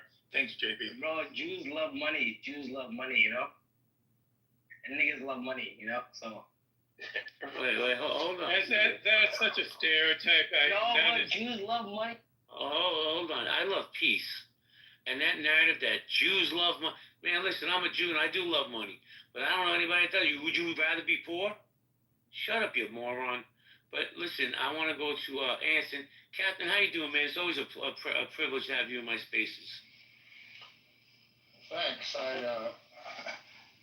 Somebody asked me to join after my comment was alluded to as an anti-Semitic comment. Boy, that sort of baffles me. But it seems to me that one of the great dividing lines is, generally speaking, Jews are seen as having wealth. Generally speaking, I know there are rich Jews and poor Jews, but the critique is the Jewish people have been able to accumulate wealth, and the black community still struggles to do that. It just seems to me that if you're looking for a fundamental dividing line between Jews and blacks, it's the perception, at least, of economic inequality. But I'm certainly, I'm not. But Captain, let me. I don't want to get in a fight over that. I just. I expressed a view and was called anti-Semitic, and that. You're entitled to your view, Captain. But let me ask you this: why do you think there's such a division, in your opinion? Oh my goodness! I mean, look at the I haven't given a lot of thought to this. It's a Friday evening, and I was looking for something to sort of listen to. If you look at the history of the Jewish race, I mean, I'm talking millennial kind of history. And the history of the black race, they seem to be very different to me. One African, one European. Forget the color of the skin.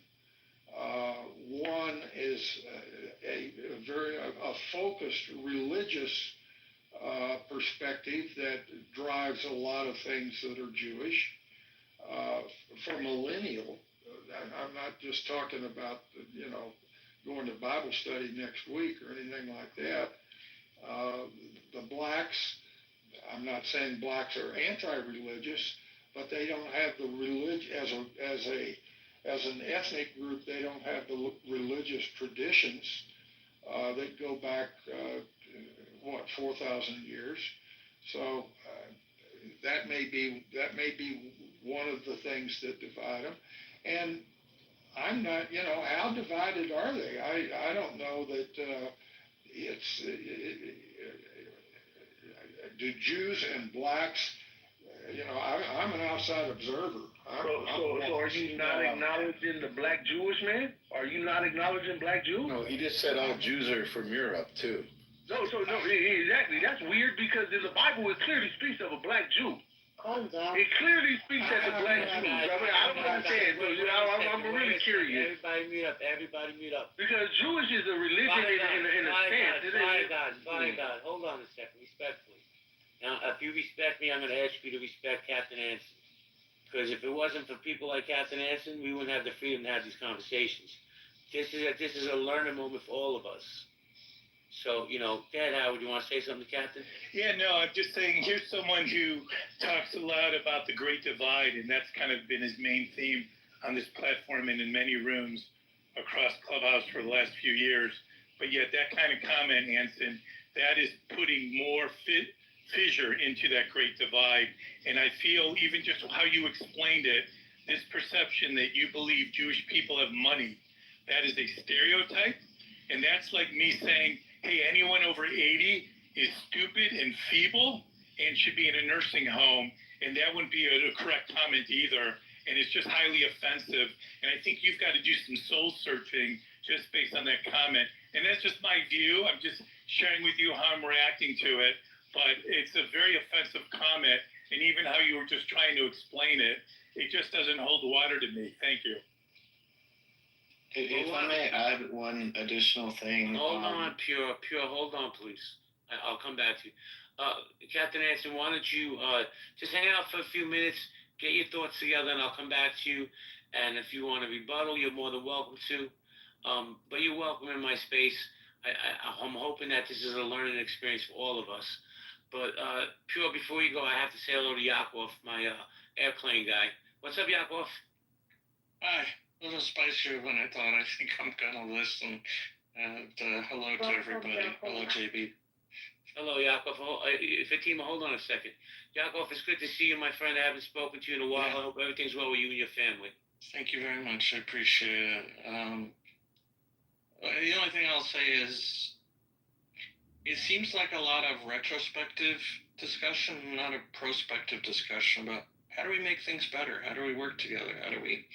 A lot of clubhouse has been looking in the past. Yakov, you tell me, how do we make it better in your opinion? I think that we get together as groups of people and try to solve problems together and identify ways that one group of people can teach another group of people skill sets that they have that are transferable, both from the Jewish community to the black community, from the black community to the Jewish community. The longer we stay in silos and the longer we don't try to solve problems together, whether it's at the local level or the national level, the more we'll have this kind of, we'll be here 10 years from now in rooms like this. We really have to focus on solving problems and figuring out, it's like sunk costs in economics. Like, once you've invested in something, it's done. That shouldn't get in the way of your decision. But so it's like history. History's done. Like, we can't change what has happened in the past. We may regret a lot of things, but it's over. So the point is just focus on the future. And I would suggest that to the room is figure out how we can not try to blame one another, but try to figure out how we can talk to one another and help one another. And maybe I don't know, maybe that's crazy thoughts, but that's my take on listening to this room for a little bit of time. Thank you, Yakov. So Fatima, hold on 1 second. I'm gonna come to you, I promise, Fatima. But I told Snoopy or whatever his name is, Pure, he can go next, and then I'll come to you. Get Pure. Hey, buddy. Yeah, I don't mean to beat up on Anson, but yeah, of course, the Jewish tribes that have existed for like thousands of years. But I'm just saying, in Africa, they have, probably hundreds of thousands of tribes or different groups of people and tens of thousands of religions, right? So, yeah, it's kind of apples and oranges, right? Africa is very, very diverse. But you already know that, anyways. Well, here's my thing. Here's why I have no smoke with Anson. Not only because he served in the military and he kept our country safe, is the fact of the things he's saying, a lot of people say. Right? And I'm not saying it makes it right, but let's take this as a moment to maybe teach him and he could teach us. Hey, Jay. Did you hear? Hey, JB. Mikey? Yeah? Well, before we go teaching him, I would like to better understand why what he's saying is controversial. According to my research, Jewish Americans generally have a higher median income and net worth compared to average Americans. Studies show a substantial percentage of Jewish households report incomes of $200K or more, significantly higher than the overall U.S. adult population. They have a higher net worth. They have representation and wealth. They emphasize, and it's due to their emphasis on education, entrepreneurship, historical precedent, motivation, destiny, and literacy and culture. So I know it's a fact that they do have more money per capita than average Americans. So I don't understand how it's anti-Semitic. It seems to me like this is one of those cases where throwing around anti-Semitism is a little bit ridiculous when it's simply a fact that it's true that they're richer than average Americans. Well, Mikey, let me just say this, and thank you for that share. I didn't find what he said to be offensive. Me, JB, the cracker here in the corner.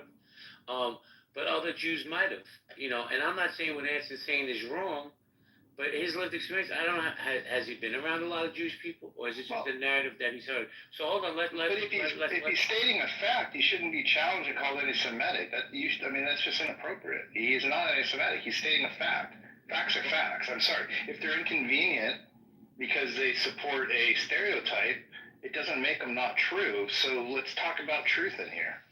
You got no. Like I said, I had no problems with what he said. Anson, go ahead, sir. Well, thank you, Mike. I didn't have the research to back it up, but the question, it seemed to me, the question seemed to be, why is there a divide between the Jewish and the black community? And that's what I sensed when I came into the room. That was the question, Captain. And so I offered as a suggestion that inequality of wealth was perhaps one of the reasons that there was a divide between the two communities. I'm not saying that, I'm not calling one community better than the other. I was just suggesting that inequality of wealth, and if you don't want to talk about why there's a divide, but what do we have to do to heal the divide, then I would suggest that dealing with maybe it's even just a perception of inequality of wealth. I don't know whether it is or not, but from what Mike just read, perhaps there is an inequality of wealth, and that usually generates resentments between tribes, between ethnic groups, and that was the only contribution I was trying to make. And I'm sorry if I pissed a bunch of people off, but I still believe that inequality of wealth is one of the reasons that we have part of the Great Divide, Howard. And how do we solve it? I don't have the slightest idea yet. Well, we could solve you cashing in that pink ticket, Captain. Yakov, you want to say something? Yeah, I mean, I think the data was correct. I was going to say to Mike, that's exactly correct. But one of the most studied aspects of Jewish wealth creation is that it's not coming at the expense of coming from other people. It's creating generational wealth and investing in things that generate income as opposed to spending money on things that depreciate, and setting up our children for success. And it's the creation of generational wealth that has resulted in these comparison amounts that Mike was referring to. And for me, I think that's the biggest lesson that we can assist any other community with, which is how do you set up a system where even if it's $10 or $20, you start out with real strong discipline towards savings and towards Well, Yakov, and thank you for that. But let me just say this, man. Not you, right? Because I already know you're good with money, not because you're Jewish, but because you're smart. So let me just put that out there. But I think America has a problem with fiscal responsibility, and that's why we have so much credit debt, so much college tuition debt. I agree. And I think education would be really important to every community, not just the Jewish community, the Black community. But before we continue, I want to get BB and Harry back into the conversation and think what their thoughts are on the conversation. BB or Harry, are you guys there? BB, Harry? Yo, little Moroccan, you there? Good to you, man. Listen, Your Majesty. All right, guys, we're gonna go popcorn style. All right, wait. I want to say that I'm leaving. Sorry to interrupt, but I'm leaving. Okay. I didn't know this was like so serious. This conversation. I don't know anything about the conflicts between Black and people and people from Israel, Jews. I didn't know. Well, I want to wish you good night. I'm gonna help you leave. You're welcome back in here anytime, Your Majesty. But we didn't need the announcement that you were leaving. There's a leave quietly button up there for a reason. Guys, we're going to go popcorn style. If you want to jump in, please do. If you're on stage, please ping people in. Go ahead, Pure, and then I'll listen. Thanks, buddy. Hey, Yakov, long time no see. The Jews are not particularly unique in this sort of, there's been a lot of books written about quote-unquote middleman minorities, right? These are groups of people like, for example, Armenians, Indians, Chinese, Lebanese, especially the Cantonese. And so there's basically this group of people all around the world. The largest group is like these Cantonese Chinese that live near Hong Kong, right? And they always did import-export between mainland China and like outside countries. And they always acted as middlemen. And they basically, what it is they were always hated by other Chinese people, and they were always hated by other people when they go into other countries. So, for example, in Malaysia and Indonesia, and in Thailand, and I think in Vietnam, if you're like Cantonese Chinese, in order to go to university, you have to get something like fucking 10% higher marks than like a Thai person to go into the same course, because they want to make things quote unquote more equal. Right. So the Jewish experience of like having to rely on families and how to like being middlemen persons, it's actually very it's not unique to them. Let me say this, man. Let me jump in for a second. It's just been my lived experience, right? I am so proud to be Jewish because of my family and the bond that we have.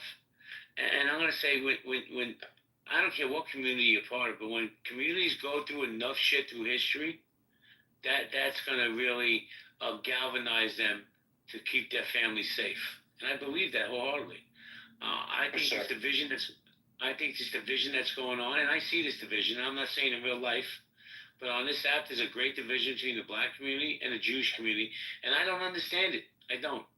Because I know as many successful Black people on this app who have real success in life as Jews. So to me, I try to understand where it's coming from. Because what happened after October 7th was anti-Semitism was normalized in this world. There's shit that is being said now that nobody would ever have the nerve to say before October 7th. There was always these little whispers you would hear. Now, and on the flip side of that, racism has been normalized in America since America began. and I'm not saying it's right. I think these are things that we need to address, and we're stronger together than we are divided. So, BB or Harry, are you there? Yeah, I got you. BB, you've been listening to the conversation. What do you think about everything that's been said? It's good. I don't really have anything to say right now. It's just this.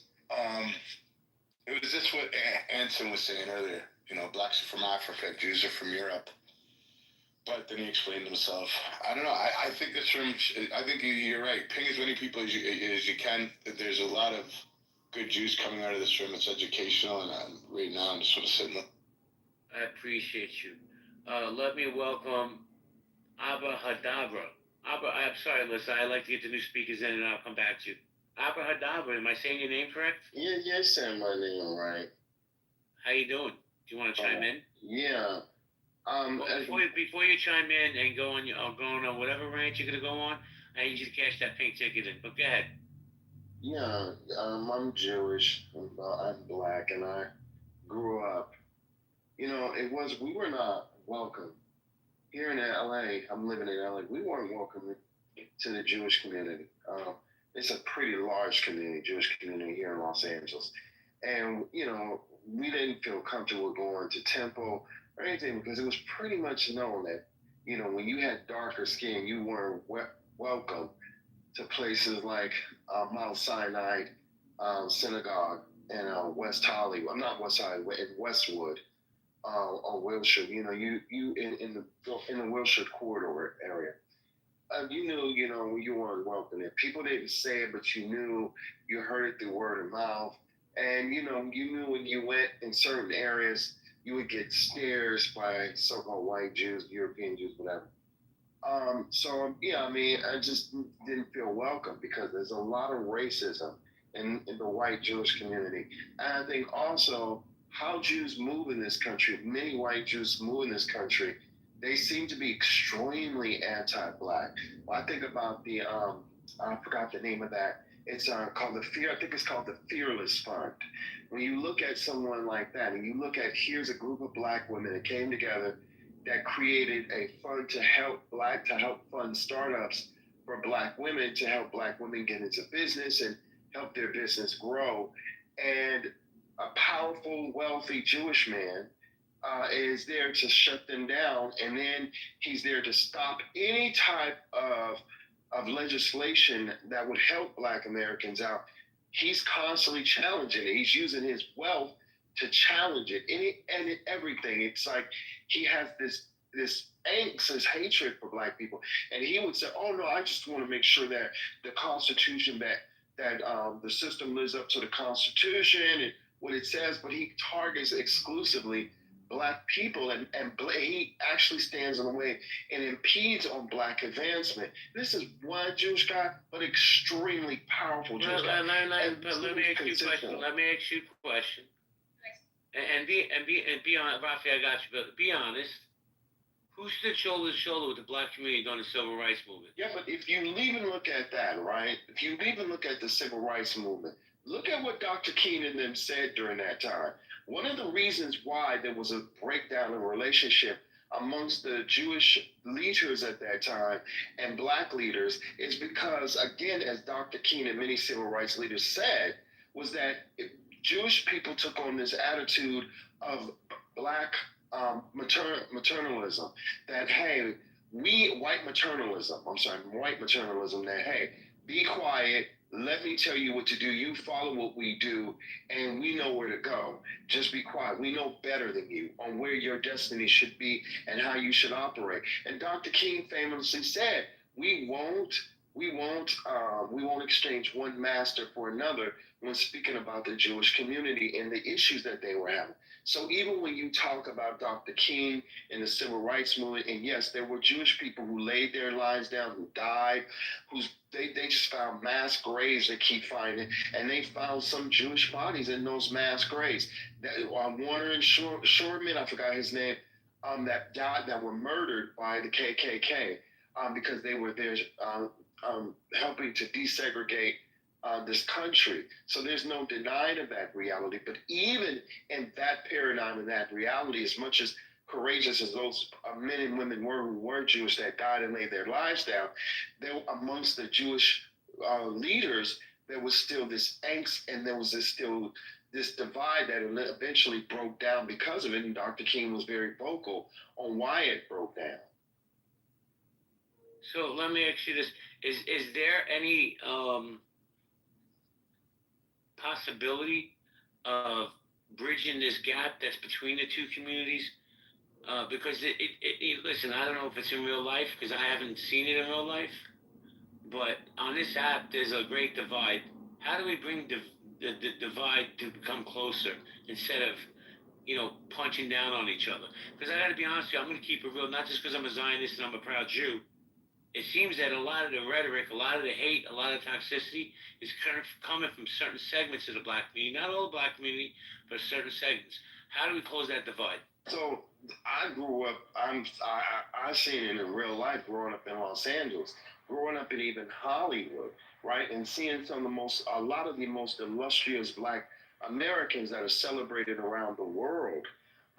You would often hear them talk about the anti-blackness that the Jewish community had and dealing with Hollywood and the Hollywood community and the anti-black tropes and the anti-black images that many Jewish people contributed to and promoted throughout the world, dehumanizing us, right, as nothing more than criminals, as nothing more than lackluster humans. And this was talked about behind closed doors many times amongst the most illustrious, most celebrated black folks. So I think one of the major problems that the white Jewish community is going to have to deal with is the level of fervor of anti-blackness that exists within the Jewish community. Let me just say something real quick. So what I'm going to do, and we're going to be respectful to each other, is I'm going to hand the mic over to Abby, and you guys can have a dialogue. All I ask is that you're respectful to this young lady.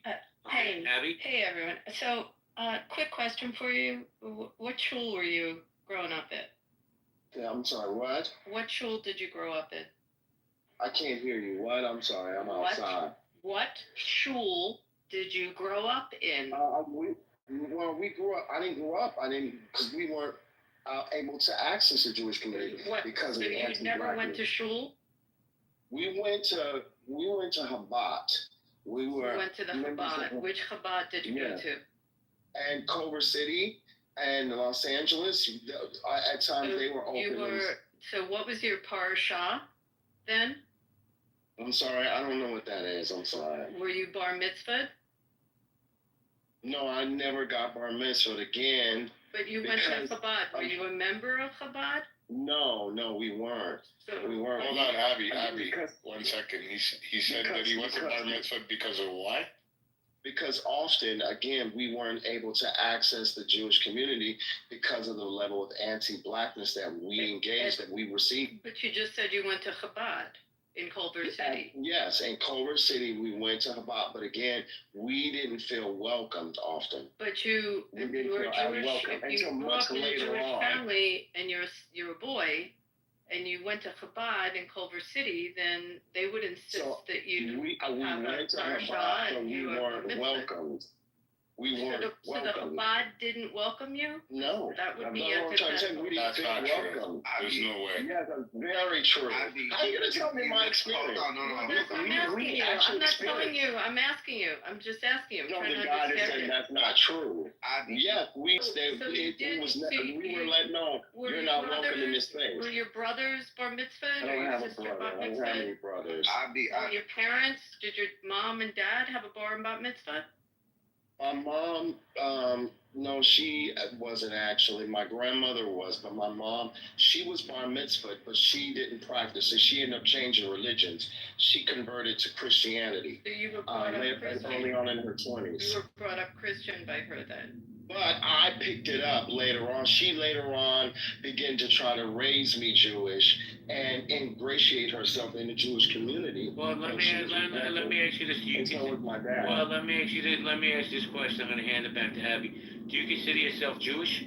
Yes, absolutely, yes. But your mom converted to Christianity, you said in her 20s, so yes, and then she attempted to raise. Yeah. Did you go to church? She attempted to. I grew up interfaith, so she attempted to raise me. You went to church. Yes. What kind Yes. of church?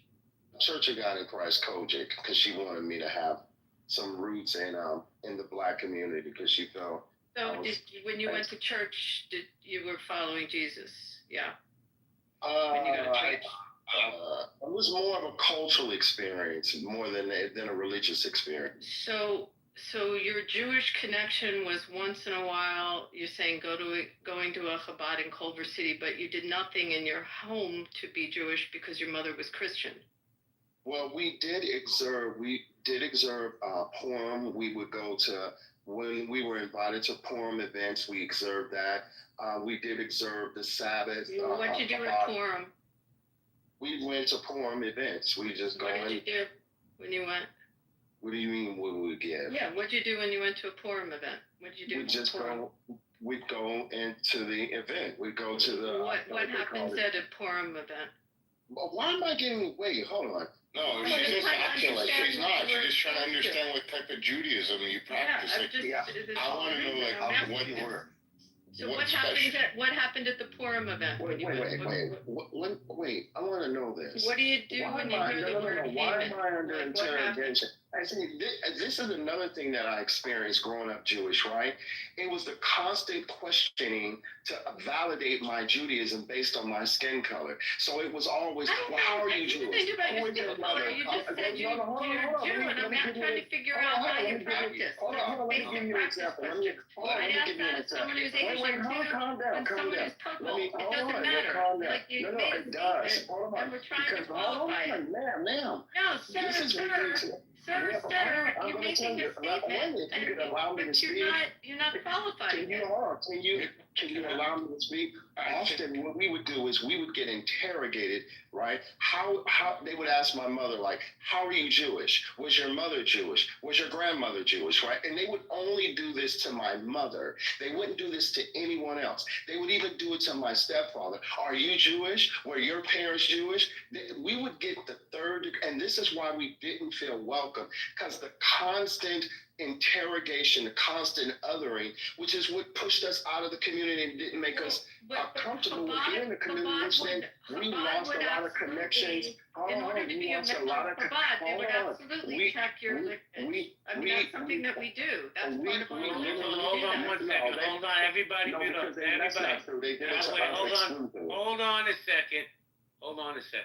Now I'm going to be as respectful as I can.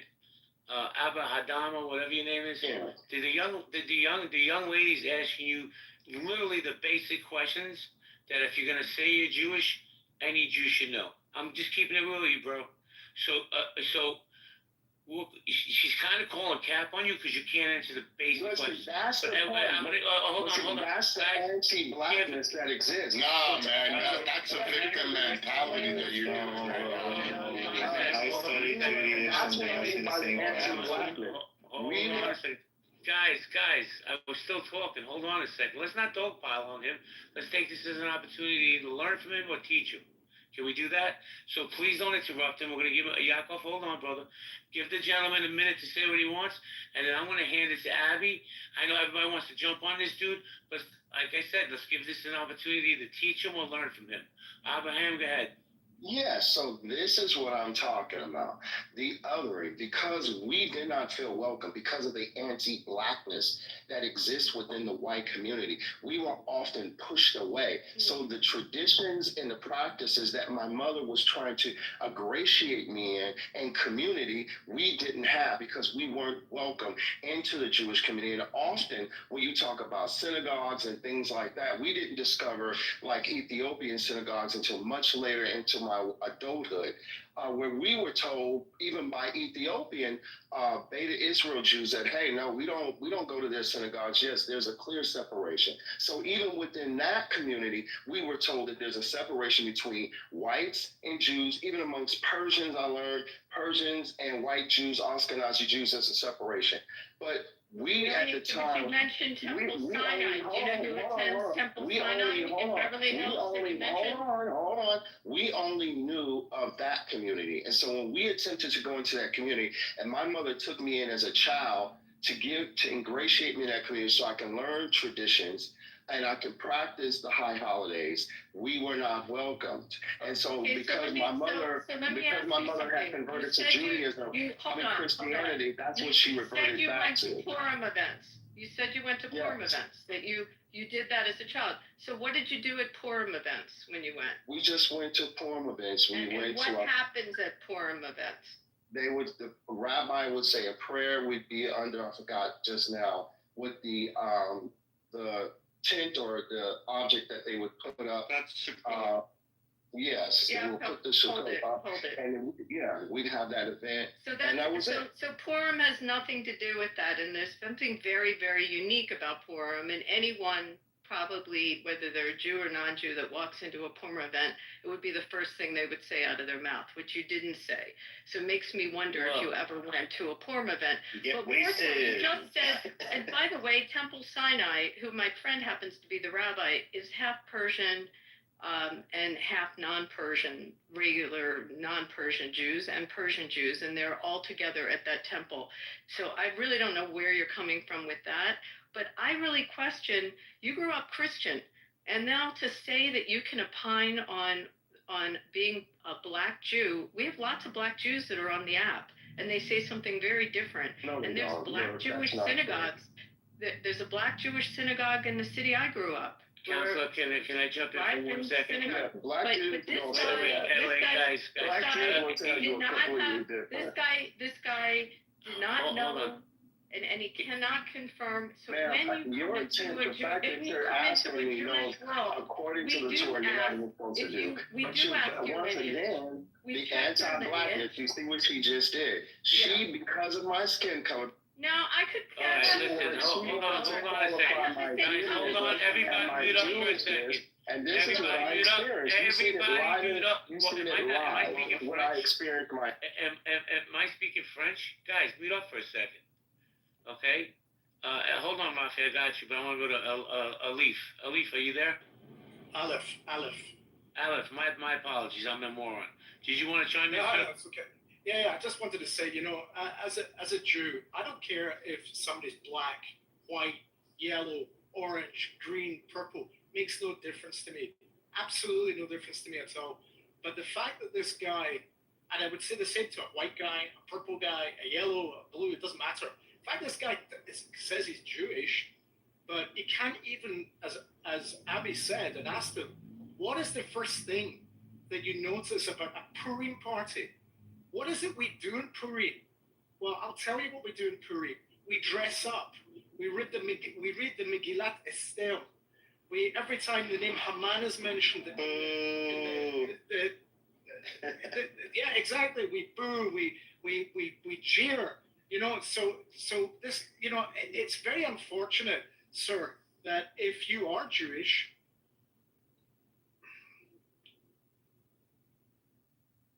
Oh, he got a phone call. Everybody, hold on. This is what black people have to deal with who are Jewish. Because you're not Listen, guys. You're anti-black, and that's why you're having this disrespect. Well, hold on a second. I'm going to say one thing, man. People can say whatever they want about Abby. One thing you're not going to say is that she's anti-black. That's so stupid. I gave you plenty of grace and space to hang yourself. You did a hell of a job. If you want to come back up, just don't be intellectually dishonest. Can you do that? Rafi, go ahead, Rafi. I'm interrupting. I've been trying to get something out, and I wanted Abby to actually hear this one. He made a statement that in California there was a organization for black women to help them start up businesses. And he said that there was a Jewish man that went out of his way to constantly shut them down. And I wanted to ask him about this Jewish man, if he can come back up. Some questions, how he was shutting them down, what cases was he bringing to the courts, because I know they wouldn't open a case if there was nothing valid behind. Like, if there's nothing behind it, they would say, listen, you don't have a case, we're not going to waste court's time. So I just want to bring him up and ask him, who was this Jewish man that he's speaking about? I just want to know the specialty dish he ate for Yom Kippur. So, Can I speak to that's not an anti-black thing and explain? Yeah. Wait. Before you do that, Yakov, let me invite him back up. Go ahead, Yakov. Okay. I don't think it was an anti-black thing.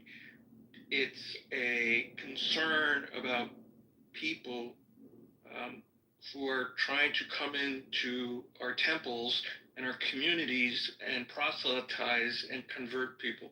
Just last week, there was a Christian missionary who in Israel was outed by an organization that tries to find these people, who was dressed up as a Haredi Jew and was in B'nai Brak and running around with all of the other Haredim Jews, and he was proselytizing and baptizing on the side. This is a real fear. It's not a fear of black people. You're Jew by one of two means. You have your mother or your mother's mother. Your mother's Jewish, or you convert through a known organization. Absent that, you're not a Jew. It's not something you can just say. So there may be some pushback because they were concerned about your commitment to the faith, or they were concerned about some form of proselytization, but I tell you, it was not based on your skin color. It was based on actions or things that they perceived. And that, I'll leave it at that. Well, let me just say this. Hold on. I invited him back up. He's more than welcome to come up. All I ask is that you don't dogpile on him. He will hang himself. Go ahead, Rafi. No, I just wanted to say something to Yaakov. I am part of many synagogues in my area. Bibi knows one of them. I'm in different communities where I lived. I stayed in contact with all the rabbis. I help out as much as I can. And even after many years of being in a Jewish community, and all the rabbis know me by my first name, when I had to, I was engaged, and I had to prove that I'm Jewish, even though I attended almost every holiday, high holiday, at the shuls. They all knew me. I participated. I read out of the Torah, but I still had to prove my Judaism, and it took months for me to prove my Judaism. They had to contact my grandmother. That's my mother's mother. Thank God she's alive to help out in that process. She lives in Germany. We had a person from Canada contact Israel, and Israel contacted another rabbi in Germany to help. They came to my grandma's house. They questioned her like she was, like an FBI agent. But I did it to prove my Judaism, because this is, we take religion very serious. It's not just we can go say a few words and we become Jewish.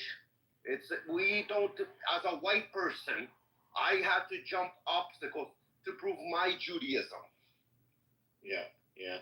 And just to speak on this, because I have an interesting angle to it, I studied Judaism for about a year and a half here in Calgary, and it's not a black thing, man. Honestly, there was black students in there studying all the holidays, a little bit of Hebrew, Jewish history. You got to do it, and it may seem, because we live in the West, right? We don't have really, really deep traditional things. It may seem very conservative, and it is conservative because they got their traditions, and that's the way it is. All right, that's like every culture that's older than 1,000 years old. They're gonna have their way of doing things, and there's only one way. You got to do it their way. You can't just say, "Oh, I'm Jewish." You can't just say that, right?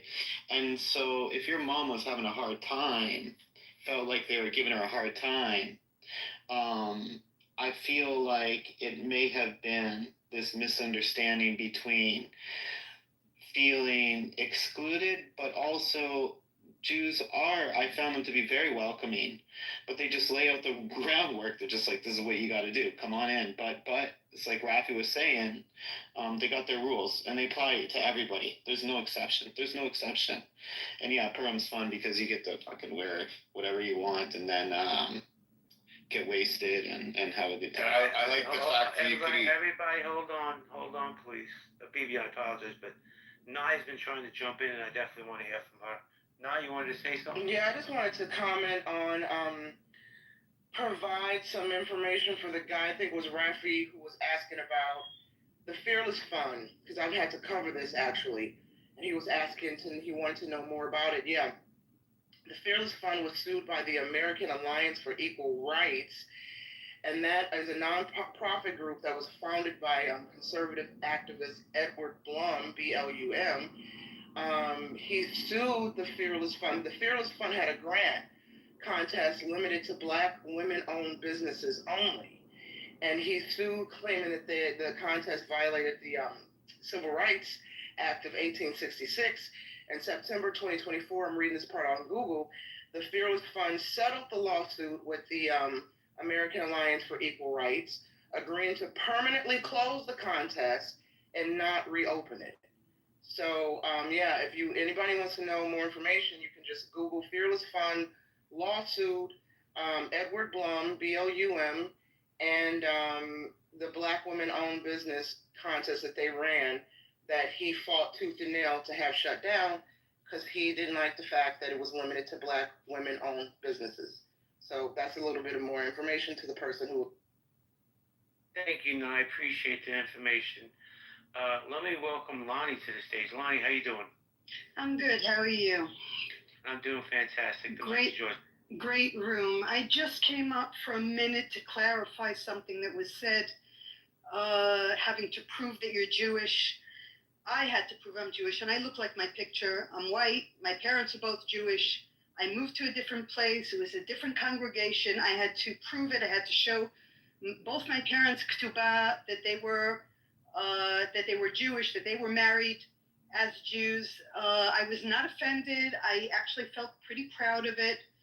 So I just want to clarify, it has nothing to do with color, having to prove that you're Jewish. I don't say that he did not experience some kind of bias or whatever, but, I can't even begin to understand what Black people go through. But I can say that regarding proof of being Jewish, it has nothing to do with color. Thank you. Hey, Lonnie, I wanted to say hi. Hey, Abby. Yeah, I wanted to, my apologies, ladies. I also wanted to understand what he meant by anti-Blackness or anti-Blackness, whatever it is, particularly when it comes to a religion that is, grounded in particular traditions. Because, I'm from East Africa, I don't really consider myself Black. I mean, I look like I might be Black, et cetera, but I was not considered Black. We didn't identify ourselves as Black until, I came to the United States of America. That's their caste system. So, I wanted to understand what man meant by anti-Blackness to the extent that, there's people with my skin tone in Ethiopia, in Israel, that are Jews. You know what I'm saying? So, and at the end of the day, and even within my tribe, amongst my tribe, you can't say you're a member of my tribe and our traditions and not be able to prove so. So, hey, if you're being thrown through the ringer, crying anti-Blackness, it does not really help your case. And no offense, it kind of presents that sentiment of, when I think it was Mike that was bringing it up, right? That if you're presenting a fact and then you're calling it anti-Semitism, doesn't make it not a fact. You know what I'm saying? So yeah, that I think the gentleman's trope with the anti-Blackness part was coming with a similar sense of the anti-Semitism side of it when it's crying wolf, because there are both sides. Yeah, the sides of racism and the actual anti-Semitism. But yeah, I want to know what the fuck man's meant by anti-Black. Well, let me jump in real quick. So it's just my opinion. I don't speak for anybody else. But Jews, any Jew I know, will readily admit that that racism exists. We can't deny it, right? Just because we don't participate in it doesn't mean it doesn't exist. But I find that there's a large segment, and if it don't apply, let it fly, people, of the Black community will not admit that anti-Semitism is a real thing, and it permeates through this world right now. And to me, that's one of the big problems is the division between the two communities.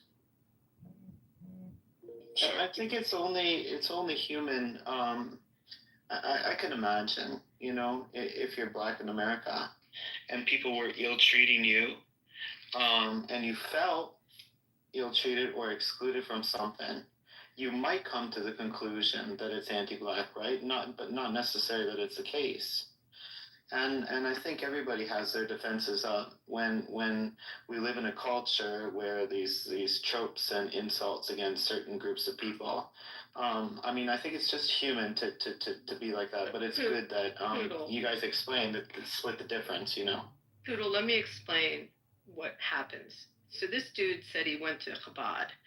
If someone walked into Chabad and wanted to get married and wanted to marry a Jewish person, and the Chabad was going to be performing the ceremony, they are Orthodox. It is against Jewish law for them to perform a ceremony of a Jewish person and a non-Jewish person. They can't do it. So they will check the background and the Jewish status of the person coming in asking to get married. They have to, because it's against Jewish law and for sure for Orthodox. My conservative rabbi will not marry a Jew to a non-Jew.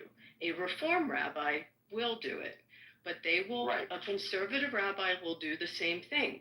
They will ask to see proof of religion in order to perform the marriage. So that is a reason, one of the reasons, and there are many, but that's one of the reasons why that's asked, because you would be having the rabbi cannot, and the rabbi has an obligation to make sure that in fact he is marrying people of the same faith, and that's how he practices his religion. And if you want that rabbi in that Chabad to perform the wedding. So I hope that explains it. But, you know, I don't even, like... Even for minyans, you need 10 Jews, so they're going to ask. Yes, they're going to ask. We all go through it.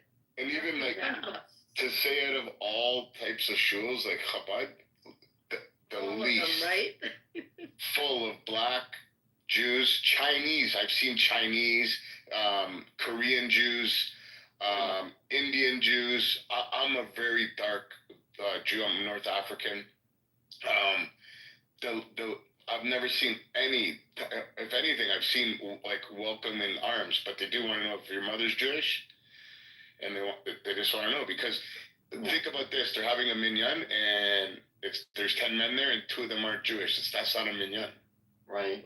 And if you want to become Jewish, nobody's going to stop you, right? Same with a bar mitzvah, by the way. They can't conduct a bar mitzvah, not only a marriage, and that's what he spoke of before. Yeah, it's halakhic law. Like, you know what I mean?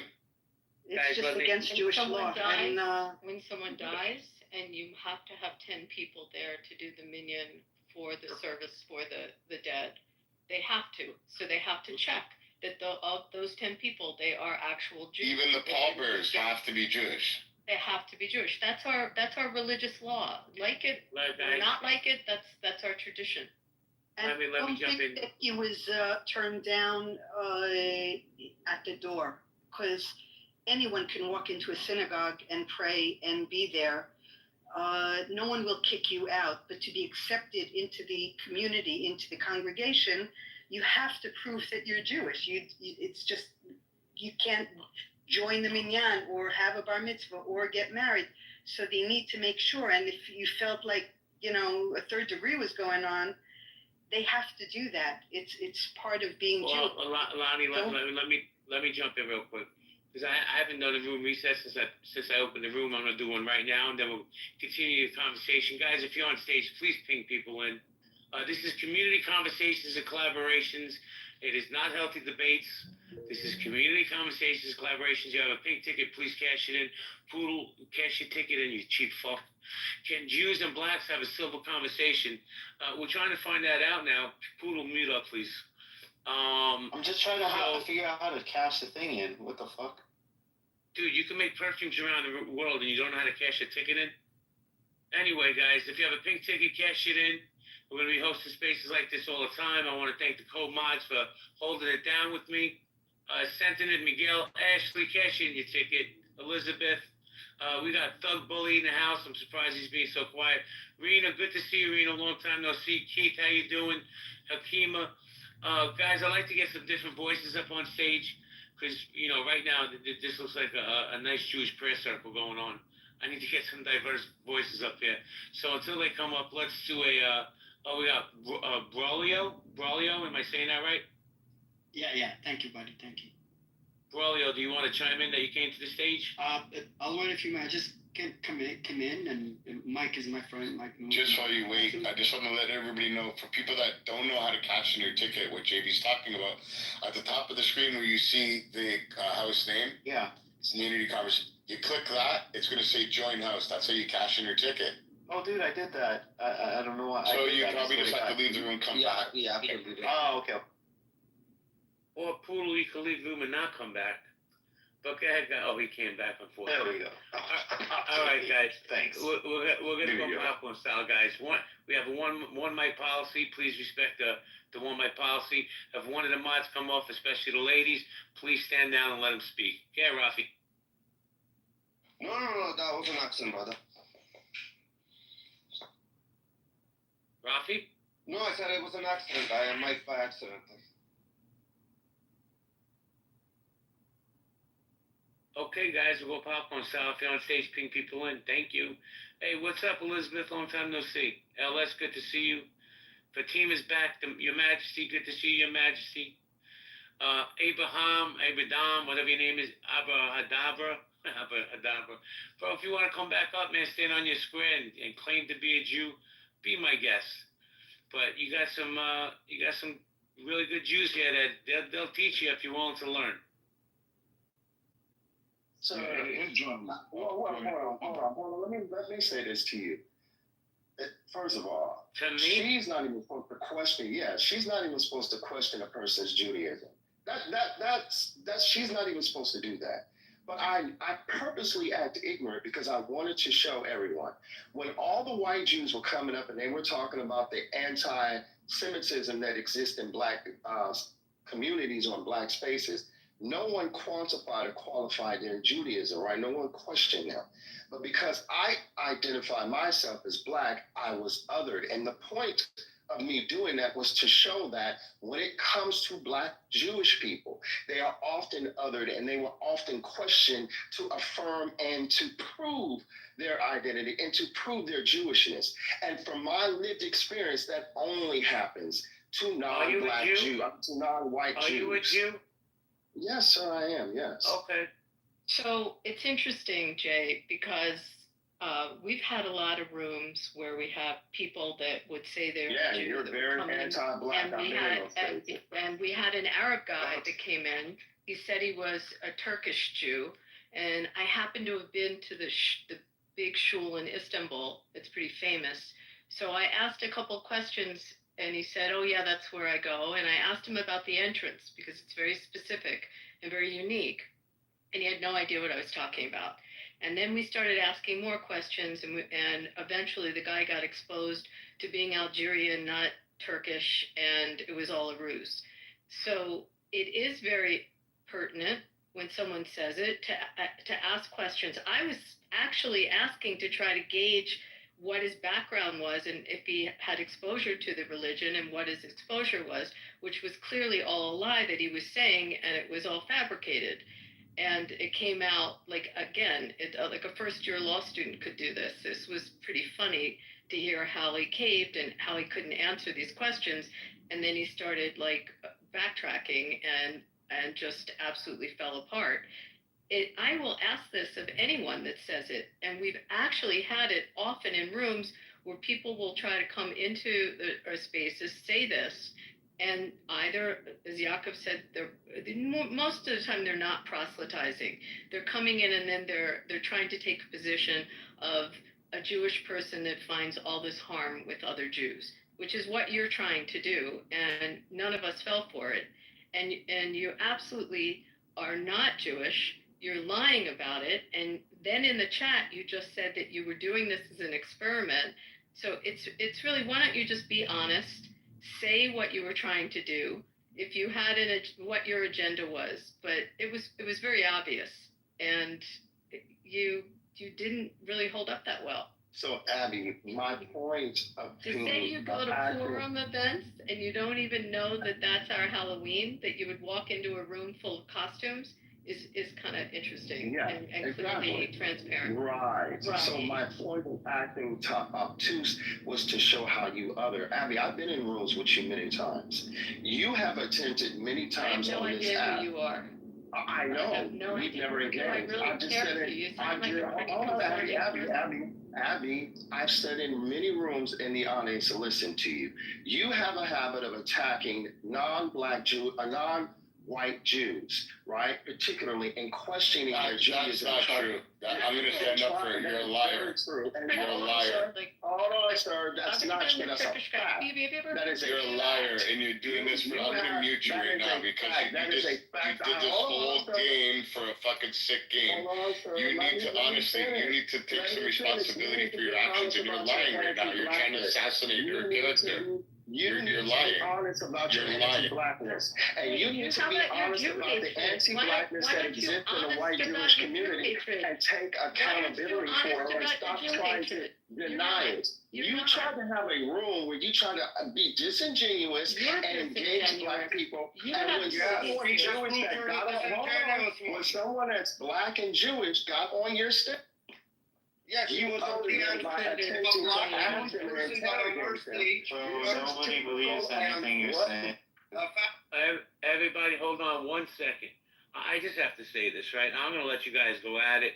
He's a grown man. He can stand on his own square. But I have to say this. Let me say your name again, Hadabra, right?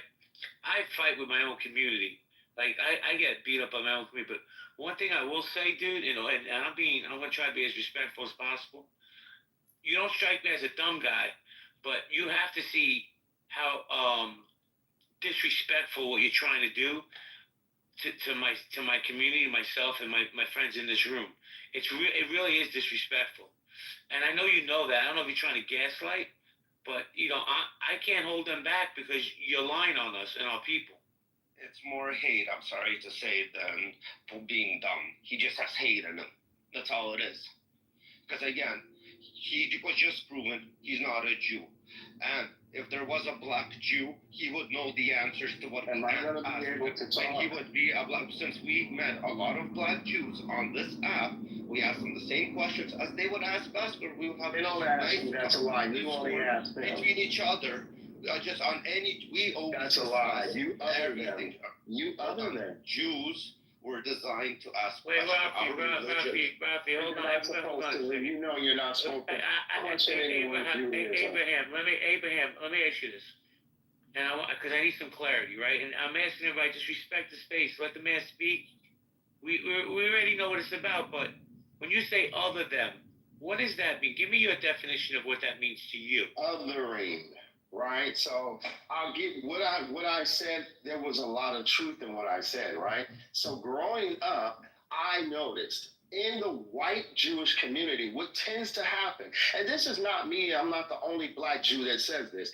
Even non-black Jews that are non-white Jews have had this experience. Is that white Jews like Abby, right, like to give this litmus test and question people based off of their Judaism, and they received it all their life. That's why the Jewish community is not together in LA, right? When it comes to white Ashkenazi or white European Jews, they're not together. They are separate, right? The Beta Israel people have their own places of worship and their own communities. The same thing with Persians. And I've heard this over and over again for most of my life. People like Abby, who other people of color, when they push back or when they say something that, or when they come into... Yeah, I'm not going to let you do this, dude. I'm not going to let you do this. Hold on a second. Hey, Abraham. Hold on. No, I'm not going to hold on. I'm not going to hold on. Because BB's right. You're disparaging this woman's character. And one thing I know for a fact, Abby has a lot of character, and she's a moral person. And, what it strikes me, I'm going to keep it real, right?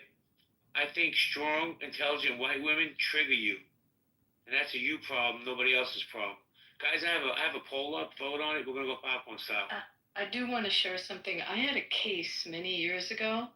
It was in my firm, of a woman that it was Chabad, that went to the Chabad, was insisting on her kid being bar mitzvahed, and the Chabad, which again is Orthodox, needed to check the Judaism.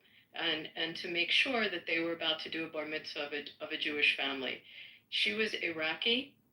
When they did, they tried to get information from her, and when they started to question what the family background was and the synagogue background, as it came out, she was a Muslim.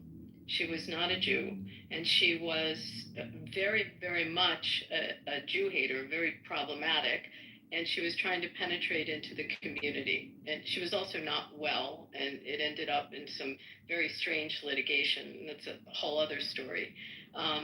But this has nothing to do with someone being black. This actually was, someone who wanted harm in the community, and she was an Iraqi woman.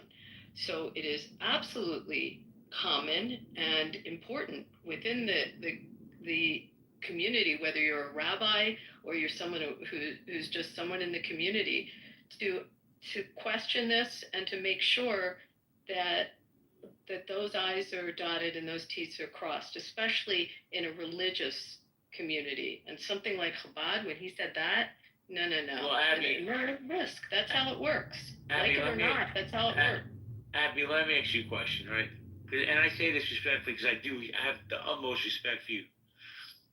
The question, the title to the room is, can Jews and blacks have a civil conversation? And the reason I brought this up is because maybe not in real life we don't see it because we're not really, our communities, we stay with our family and this one and that one. But on this app especially, there seems to be a great division between the two communities. And I'm trying to understand why, because I feel that our communities have more similarities than differences. So how do we bridge those differences, Abby? JB, like someone else said, I don't see it in real life. I mean, I grew up in a city that's got a big Jewish community and big black community, and our neighborhoods were mixed. Our communities were mixed. I'm back there a lot, and I don't see it. We have a good relationship, and I grew up that way in just a mixed community. So I don't see it like I hear it on the app. On the app, I think it just attracts some pretty insidious people that just have this anger in them, like we just heard, that want to incite and cause issues where there shouldn't be. And then there are people that are in this room that are wonderful, that we have like normal conversations. We talk about everything. So I just think there's some bad apples that come on the stage. But in real life, I don't know. I'm a Philly girl. I know you hate that, but no. I love Philly. I just don't like. But we're fine. Like our communities, and we have, by the way, there's a very, very famous black synagogue that's I'm trying to remember the name of the rabbi there. I think it's called Beth El. That's been there for years and years. A good relationship within the community. Like, I don't know. Abby, I agree with a lot of things you're saying. One thing I disagree is I hate that you're a Philly girl. I love Philly. I love the food. I love the people. I just don't like the sports teams. But I'm going to make a statement and tell me if you agree or disagree, and then after you, everybody can answer the question. Do you feel that Clubhouse really is a microcosm of real life? Because I do. I don't know. I think it attracts some pretty, as I said, concerning people. So I mean, are there concerning people in real life? Yes. Are there dangerous people in real life? Yes. Do we hang out with them in our day to day? Usually not. We would avoid them, but we obviously encounter them in here. I just, I don't think I've ever heard it this bad as I hear it when I come in these rooms. So I don't know. Maybe I'll choose. It's Rabbi Lee Daly in Philly. Pardon? Rabbi Lee Daly. Is that the rabbi at Bethel? Yeah, that's the black synagogue. It's been there for a long, long time. Oh, I don't know, Jay. If I knew the answers, I would tell you, but I know that a Jewish man ran the NAACP for decades, Kivi Kaplan, and you can Google and read all about how he basically took the NAACP from its founding and grew it and how many Jews were involved in funding and making sure the NAACP evolved. The same thing with the Southern Poverty Law Center. I mean, the relationship is there. It's documented. You don't have to hear it from me. You can just read about it. So you could either have hatred, or you could look at the communities and how they've worked together. I have a question for the room. Yeah. Do you guys think Kanye West contributed to a lot of this hatred on Clubhouse towards Jews? I think he contributed to like fucking crazy ass anti-Semitism in North America in general. Definitely. In North America, yeah. Because he probably contributed to like fucking teenagers and kids in their 20s. Like kids that never really heard or grew up with anti-Semitism, and now he heard it. Now they're on like, a 17-year-old kid listening to rap music. They hear Kanye West say something stupid, and then they go online and then they read about all these conspiracy theories concerning Jews, right? So he definitely sowed the seeds in the younger people. Yeah. You guys remember his store that he had open for like 8 hours, where he was selling swastika t-shirts, right? He's crazy, man. He's crazy, man. BB, like I said, I don't know. All you guys are a really nice group of people here, and this is a very civil discussion. I don't particularly like Netanyahu, but there are some genuinely crazy anti-Semitic people in this world for sure. I just came across a crazy podcast with one. I actually brought it to Abby's attention. I threw it in the back chat there, Abby, to you. But yeah, I think like genuine. I think there is a rise of people. I don't know. Anyways, this is not what the conversation's about. But yeah, he's nuts.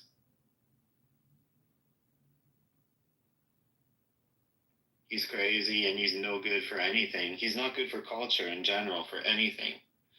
Not good for culture, man. But a reset to not a reset, but to the title of the room that JB made tonight. I think it's a really good room. Do you guys think that it's more prevalent on Clubhouse as opposed to in your real life, on your day-to-day? Again, I'd like to hear from more people that are in the bottom there. Don't be like, I see you guys typing in the chat. It's great, but we want to hear from you. We want to hear what you really have to say about this, or what you think. Do you think it's a problem, or do you think it's only on social media, or do you think it's happening in real life? Do you think it doesn't exist in real life? Like, I want to hear perspectives. I think it's definitely more prevalent on the app, because the app gives people a layer of anonymity where they could just spew what they really feel. Listen, I don't know anybody stupid enough to walk up to a black person and call them the N-word. I don't know anybody stupid enough, to walk over to a Jewish person and use the K-word.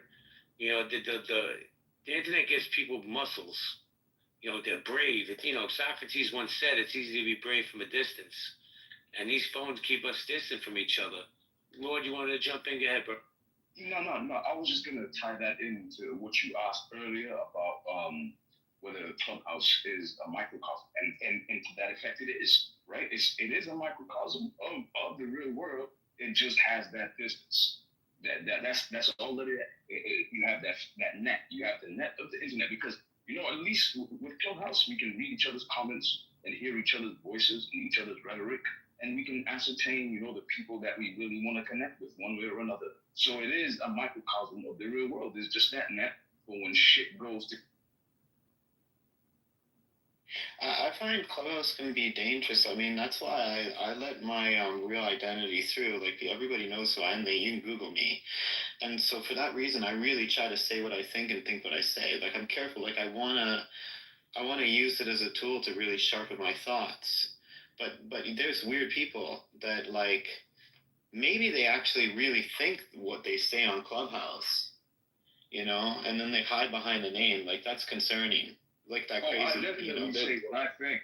I do not sugarcoat what I think, and that's again to JB's point of it being a macrocosm of the real world, right? Because even as much like I don't know if Creed is still here. But yeah, that gentleman earlier saying I was just playing dumb, blah blah blah. No, bro. All of us who are listening could hear. We can hear it. However you want to present it, however you want to code it or dress it up, we can hear it. So at the end of the day, and I think the people that are not true to what they're saying, They're not on this app. They'll stay in the audience. They'll not get on stage. They'll just be in the background. I've been on Clubhouse since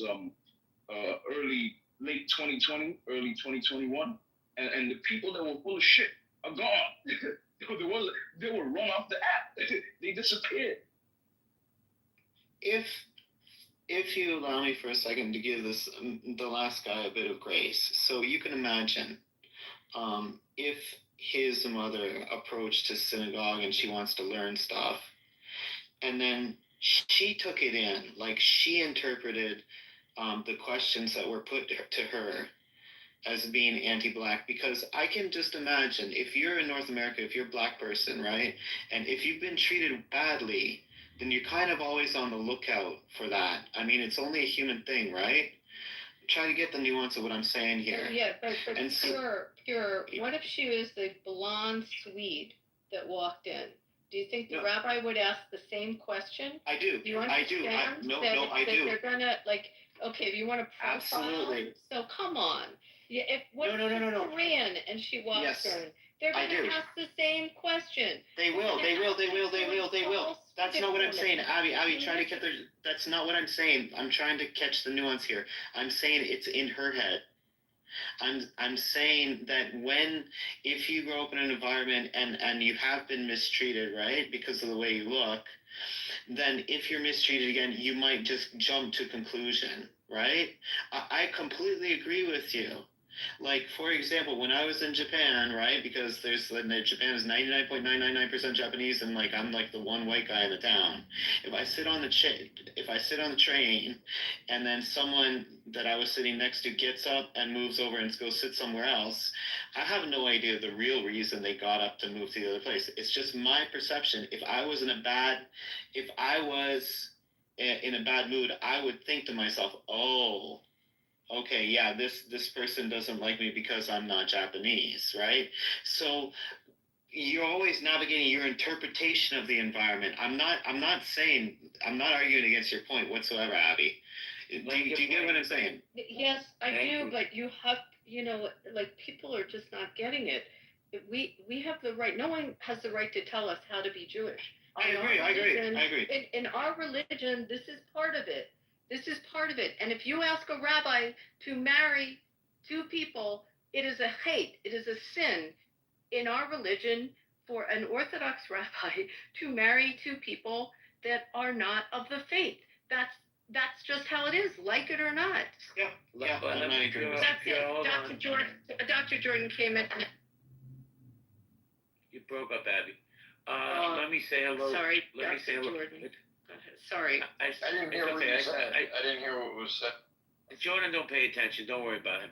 But I want to say hello to the preceptor. How you doing, the preceptor? The preceptor, are you there? Okay. Dr. Jordan, what's up, Dr. Jordan? How's things in Cali? Good. I was just at the gym. I'm resting. I'm exhausted. Well, you're old as fuck, so you gotta be careful of the gym. Just saying. Okay. Thank you, Jordan.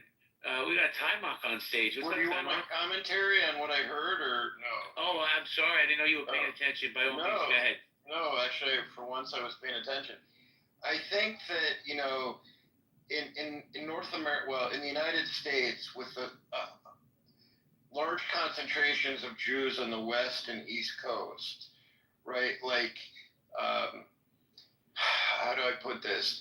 I think when you get into rural America and like there's some things that within the Jewish community we normalize, and so I think that plays a role. Like a cognitive bias is going to be stronger, or a cognitive distortion may be stronger the more insulated or insular you may be. And I may be wrong about this. So I think people need to kind of also consider the demographics when they're talking about intermingling with people outside of the community and their history of exposure, right? Because when I traveled to places where there weren't a lot of Jewish people, I wouldn't say that I would code switch, but I was certainly either more on guard or perhaps adopted different ways of engaging with people because I was trying to step into the shoes of someone who was more or less familiar with my background. So I think some of these things have to be taken into consideration. I tell you what, Jordan, I went to the Florida Panhandle one time, caught a flat tire, and you could just feel the anti-Semitism in the air. It's bananas. I can't even really explain how crazy that situation is. One day I'll tell you that story. Let me say something really funny, or not? It's not actually funny. There's a case going on right now in South Florida, the Danny Markle kind of trial, which is it kind of captured my attention just because it's a high-profile Jewish family from Miami, and it's a tragic story, but there's something to be said for this couple was working out of Tallahassee, both lawyers at Florida State University, the husband very accomplished. And one of the reasons that I think the general public doesn't quite understand the story, and I'm not excusing the horrific crime that took place. Wait, is this the wife or her mother had the husband killed? Yeah. The mother-in-law, like the daughter, really wanted to get out of Jacksonville, and it kind of speaks to this, right? I'm not saying you kill someone because of it, but to be in Tallahassee as a Jewish person is a lot different than being a Jew in Miami, right? And so the public watching this trial doesn't really understand the context, and this doesn't excuse any of what transpired, but because you mentioned the Panhandle, it made me think of that trial and how discrepant these two sociocultural centers are within the state of Florida. Thank you, Jordan. Appreciate you. Let me try the Perceptor one last time. Perceptor, are you there? All right, let's go to the movie star. Ty Mark, how you doing? Hey, how you doing there, JB? Doing fantastic. And yourself? I'm great. Well, are you enjoying this amazing weather in New York or what? Yes, the best. Amazing. I wanted to comment because that guy, this clubhouse is fascinating. And you talk to, and you ask the question about what do you think about, is this a representation of the real world outside? It can't say exactly because, I would think it'd be a good idea for people not to use these fake names and them to be who they really are. This way, that when they come into rooms, and to a certain degree, they're verified, right? But this guy and others come into rooms and they use whatever excuse that they don't use their real names, right? And they could say anything out of the side of their mouth. I've seen that guy in a few rooms, and he's committed to what he's committed to, and a lot of it's just trash. And it takes a certain character, to be that way. Yeah.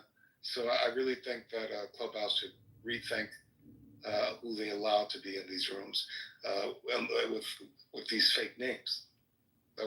That's the most that was bugging me a bit. I said, have some real names, no more fake names.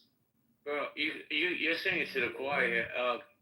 Clubhouse, by the way, I don't know if people are familiar with it, have changed the terms of service, and starting in a new year, they may request people to verify who they are. I think that's fucking amazing, bro. Yeah, I think it's good too. Yeah. That's what I'll be. Well, I think it's terrible because what has happened is at the beginning of this app, when it was invite only, people were coming on here under their real names, their own businesses, their bios were actually who the person were. But once all that doxing shit started, people were getting signed up for the military, people were calling people's jobs, reporting false claims on, all the goofy shit started happening to people, then people began to guard their identities. Now, everybody that has a fake name isn't actually hidden. They're just not being transparent to the weirdos that are on here. There's a lot of weirdos that have grown on this app since its inception. its inception, there were plenty of celebrities on. I'm talking about actors, actresses, singers, writers, producers, like real people realized that really used this thing for what it was initially started out for. But now, people have to guard their identities because it has changed.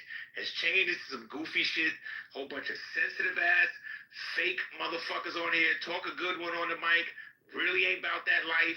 So you just gotta guard your identity. You can be genuine, you can have a conversation that's fruitful on this app, even under the guise of thug bully. You can have a fruitful conversation. But to sit here and vie for people to put their real information out there as this shit has turned goofy, I wouldn't suggest that at all. I'm done speaking. So is that your real information, Doug? Is that who you are? Who I am is who you're talking to.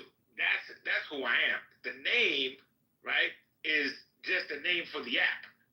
So if you can't discern a serious conversation out of a person because of these names, just like the PTRs, they've got some weird ass PTRs up here. People looking like cartoons, and you got some guys that fucking are perverted. They like them women with the fake titties and the cartoon looking images. They probably jerk off to that shit. I don't know.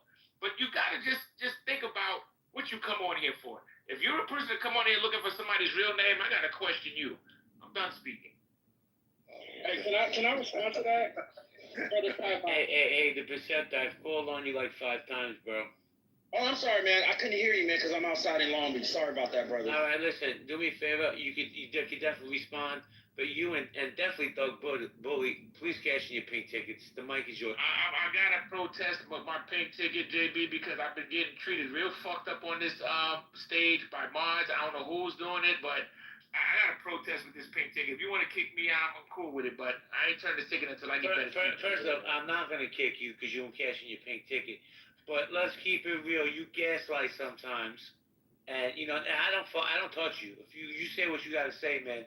But I don't have to agree with you, but I'll leave it with respect with you. But let the Perceptor answer, and then I'll come back to you, Doug. Please, thank you. The Perceptor. Thank you, JB. I was actually going to answer the title of the room, but for the sake of the brother's remark about people with cartoons. So the reason why I had a cartoon, some of you may know me. I go by the name, my real name is Fleming Burrell. I went by my real name. You know what happened? Whatever room that I was in, apparently I don't even know the term doxing until someone had to explain it to me. The phone number that I used was actually my work number because I'm always on call. And so most of the time when I'm on Clubhouse, I don't use my personal cell phone. I use my work phone because we change work phones all the time. So I feel like, well, it's a lot safer. You know what I got? I got random calls thinking that some of my clients are calling me or my supervisor.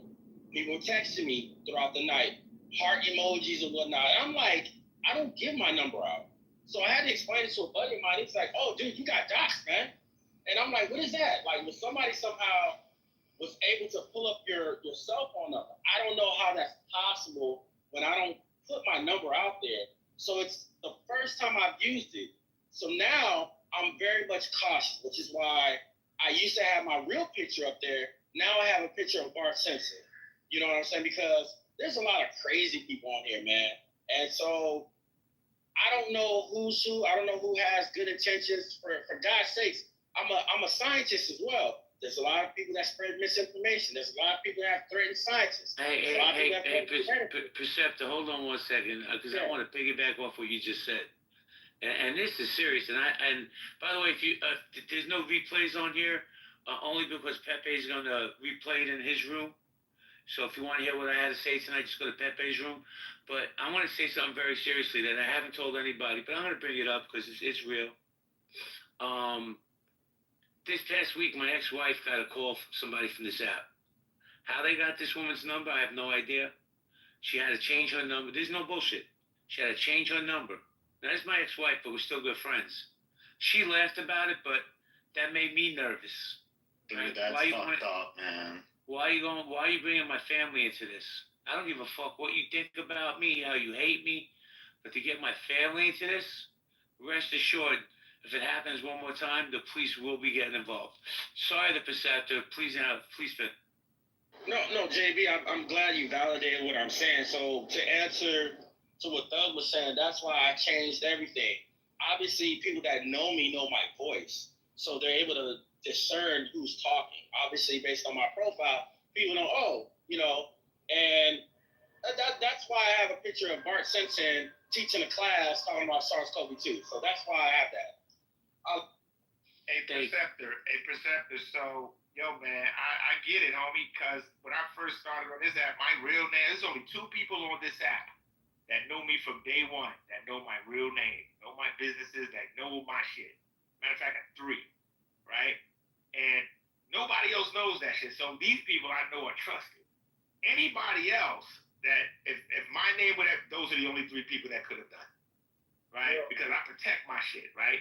But I know they're not doing that because we don't have that rapport. Like we look at all the goofy shit that goes on in this app. We know who all the goofy mods are. We know who all the sensitive people are. We know all the people who gaslight. We know all of who everybody. We've been on this app from day one. When you had to be invited to this app, right? And I'm on my 31st account, 31 accounts, because I've been getting clipped by groups on this app because I don't give a fuck. I'm gonna always say what I need to say, no matter what anybody says. And I ain't been clipped in a year.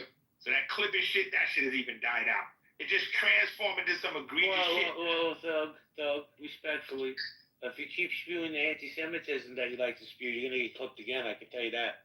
Do you see what you just did? I said the truth. Do you realize what you just did? I know what I did. If I call out what you just did, you're gonna get mad. I'm not gonna get mad. I'm gonna keep it real. I'm gonna keep it real too. I'm gonna keep it real too. Why would you bring up me and saying some shit that's saying anti-Semitism when that's not what this conversation is about? Why would you do that? Because you're sitting there like you've been victimized today at 31 accounts. This is my business account. Nobody said I was victimized. See, that's the problem with you. You like to center the conversation around you. What I said about you was 100% true. So, but I don't know why you would bring them back up if I just moved them down. Because you're a liar. And they want me to call you out for being a liar. Okay, I'm a liar. So stick around a little longer until you start spewing your anti-Semitism. You act like this is my first rodeo with you. Hold on, Time Out. Let me just finish this. It's not my first rodeo with you. I've engaged with you many times, and you've spewed many anti-Semitic things. Sorry, Time Out. Then I want to say a little serendipity. Yeah, sure. So you said that they're definitely going to have verification of who's on the app. When is that going to take place? From what I've read in the terms of service, it's supposed to start beginning of the new year. Yeah. So for obvious reasons, I understand what people fear about doxing. I understand that. However, people's behavior is going to change when they know that they're who they really are. People, or they find out the hard way. Cameron, it's already discoverable, though. I mean, there's an ability to discover every one of these accounts, what it's connected to. No. Wait, hold on a second, everybody, please hold on 1 second. Immediately, because he says about sensitive men on set, and then since I moved him down, he said JB is an evil Jew. Wow. Yeah. Tell me you're not anti-Semitic without telling me you're anti-Semitic. But hold on. I have to say hello to Serendipity, everybody. Serendipity, how you doing? Hey, I'm doing pretty good. Honestly, I hope Clubhouse if Clubhouse is verifying identities, that doesn't necessarily mean that you have to use your identity on the app. I don't think that they can really change the algorithm at this point, but hopefully requiring verification of identity will keep people, like once they're clipped, from being able to make new accounts because they'll have to re-verify. And if they use like a driver's license or something, that would stop people from being able to recreate accounts. So that might be a good thing. But hold on, Jordan, hold on. I promise I'll come to you next. I have to address something in the chat. Dark Mode said everyone has an IP address, including Abby. Dark Mode, I don't know, bro. Kind of seems like a threat to me. I don't know why this woman triggers you. Is it because she's white and she's intelligent? I don't know. But we're not playing that shit in here. Take it on the hop. Go ahead, Jordan. Yeah, I use my real name. The irony is that when you use your real name, I even have my own goddamn phone number in my profile. Nobody called me. people don't even believe you when you put your real information in. I mean, this is the nature of the world we live in, right? I had the same problem on a dating site, for God's sakes. I put my real name on the dating site, and people told me they had trouble finding out who I was. I said, my real name is right in my profile. You can Google me. So we live in a nutty world. And so this is something Roger and I had talked about because he was very discreet and careful about what he put out there. I, on the other hand, basically put my social security number in my profile, and nobody bothered me. It's just a very crazy, and I didn't do it knowing, I didn't understand that would become, I didn't have that expectation. But my thing is, it's really hard. People assume you're being gaslit all the time when you might actually be very candid and transparent. So that's what. So John, I joined Clubhouse by invite the end of 2019. It was right before 2020, and I've never changed my phone. I changed my profile picture once, maybe twice, and it's never been a problem at all. I've connected my socials. Maybe I've had one or two people DM me some foul stuff, but I've never had any of that problem because I just don't get into that deep drama. And I think that when they are verified, people will think more about what they say, how they are behaving with each other. Time, Mark, man. You're the last drag. Ain't nobody fucking with you. Stop. I'm just saying. That I agree with you. I've had, I had this injury for many years, and it made me homebound. So I use the app as a way to learn some things and also think about behavior. And I've grown out of being on the app. I stayed away from rooms. People go into rooms a lot that trigger them, and they get into a whole kind of mess. I don't go into those rooms. If I do go in those rooms, it's more for entertainment than it is for interaction. I had a question for you. Well, I mean, so Tomic's the opposite of this, but to the Perceptor, I had a question, and I guess Thaga to some extent. Do you go on other social media? Are you on Facebook as you? And do you engage on Facebook as you? Is this the only one that you feel, are you on Instagram as you? And I don't need to find you. I'm just curious if you're comfortable in social media as yourself, and it's this app that you're not. Was that question B? Yeah, that was I'm B. sorry. I do have Facebook, and I only connect with people I've worked with.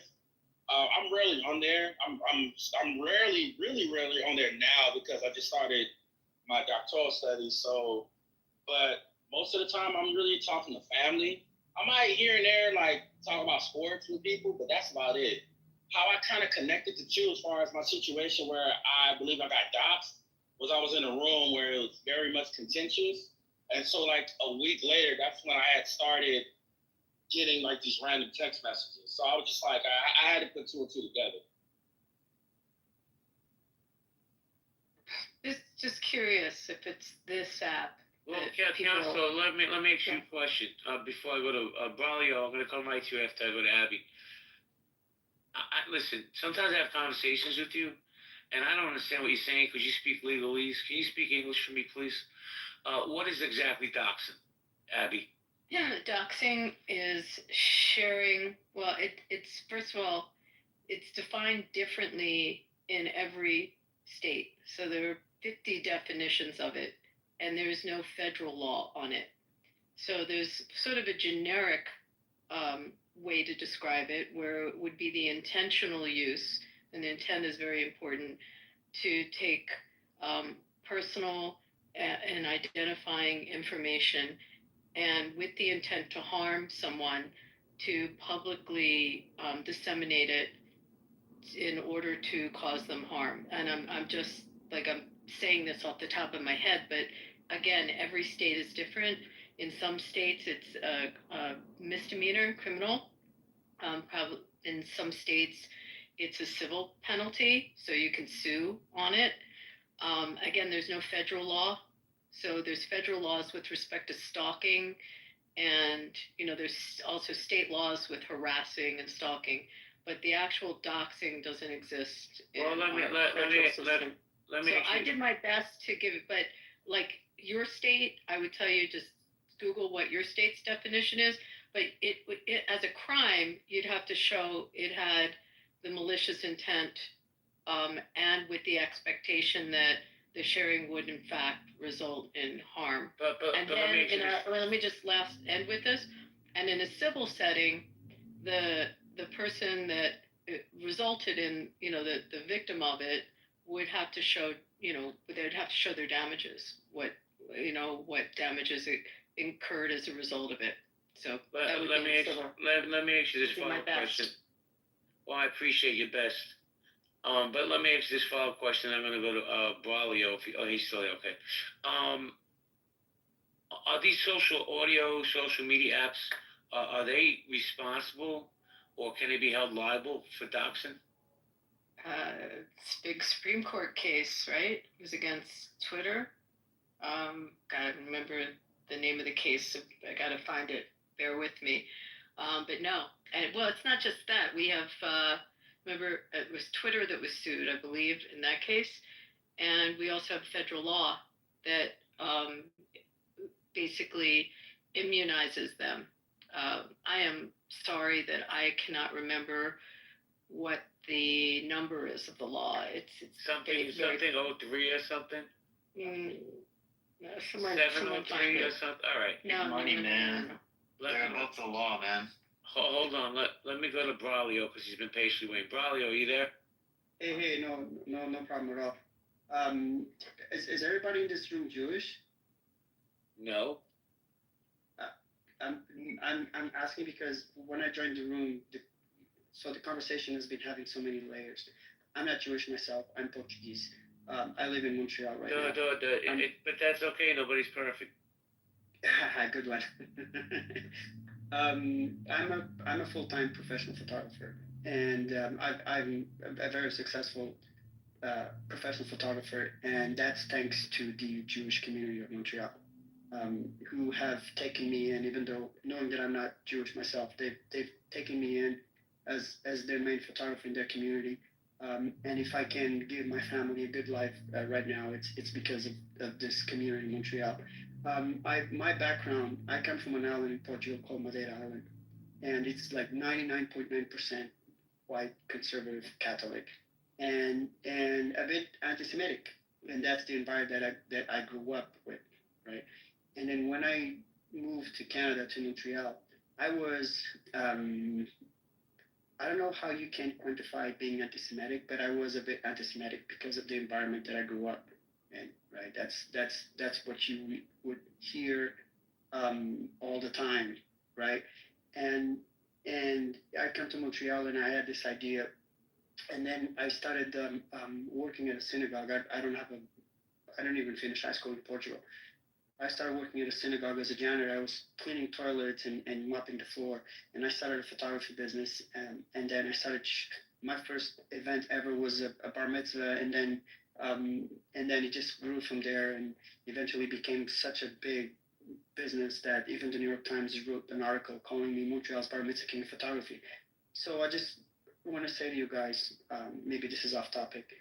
That I have right now a brother-in-law who's Jewish. My nephews are Jewish. My daughter went on the first 3 years of her life. She was in a Maimonin.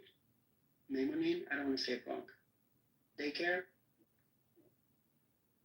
It's a Sephardic Jew. Sephardic. You guys know what I'm talking about? Yes. Oh, Montessori. No. Emonim. No, it's called. Oh my God! It's Mamonid. My mom is. Yeah, because it's in French. It's French. It's Sephardic. It's Moroccan, like Jewish Moroccan. And even though I baptized my daughter and we go to church, but she would come home singing dreidel songs for Rosh Hashanah and for Purim, and for Hanukkah, and we go to my brother-in-law's house every now and then, and we have Shabbat dinners with them. My brother-in-law is Jewish. He's my youngest daughter's godfather. So we basically lied to the priest because I wanted him to be the godfather of my daughter, my Jewish brother-in-law. So now through Maimonides, yes, thank you, Devin. That's exactly what it is, Maimonides on the chat. So I just want to tell you guys, and again, maybe this is a little bit off topic. I just want to say to you guys that I had to take my daughter off of Maimonides because after October 7, somebody in the middle of the night went to her daycare and shot at it, and there was bullet holes in the walls, and which makes no sense. I don't know why you would attack a daycare. So I had to take her off that school.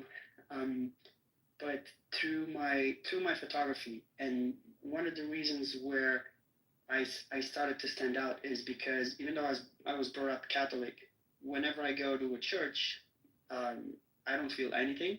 I go because that's my family tradition, and my wife's family tradition, and you have to go. Whenever I go to a synagogue, I feel something, right? So I started using what I feel. I feel that when I go to a synagogue, I feel that something is talking to me, right? And I put that through my photography. Now, if you go and you see my work, especially in the bar mitzvah world, you will see what I'm talking about. And to me, there's only one God. I believe that there is a God. I don't believe that there is a Son of God, but I believe that there is a God. I believe that He talks to me through my photography. I think being Portuguese 400 or 500 years ago when the Inquisition started, I am almost sure that my ancestors were forced to convert because of the Inquisition, just because of the way I feel. I feel terrible about the rampant anti-Semitism that it's going rampant on Twitter right now. I have a Twitter account. I don't post anything on Twitter, but I read what's happening, and I think when I grew up and listened to people talk about the Judaism, and now seeing how it is, I think people don't understand. And again, if I'm wrong, correct me. This is from an outsider point of view. Okay, I've seen how successful, how family oriented, how community strong the Jewish communities are, from what I see here in Montreal, and I think that attracts a lot of jealousy. I think strength attracts jealousy. I think success attracts jealousy, right? And I think people don't understand how is it that you are persecuted, you were kicked out of every country throughout history that you tried to establish yourselves in, including mine, Portugal, which was an historical mistake. And wherever you go and you start your roots, you become a successful community. And others don't understand how is that possible, right? And it attracts jealousy and it attracts bad vibes, right? And I, for one, I used to think like that. My God, let me tell you, when I was a janitor making minimum salary, I used to be jealous. I was jealous. I couldn't understand. Like, I hate these people. They're so successful, and I'm cleaning their pee, But then when I started my own business, and these people that I was thinking to myself, I hate them, they were the first ones to start hiring me and giving me opportunity and even teaching me how to run a business. And I became a successful businessman. Thanks to them, I was like, you know what? Holy shit. I get it now. I get it.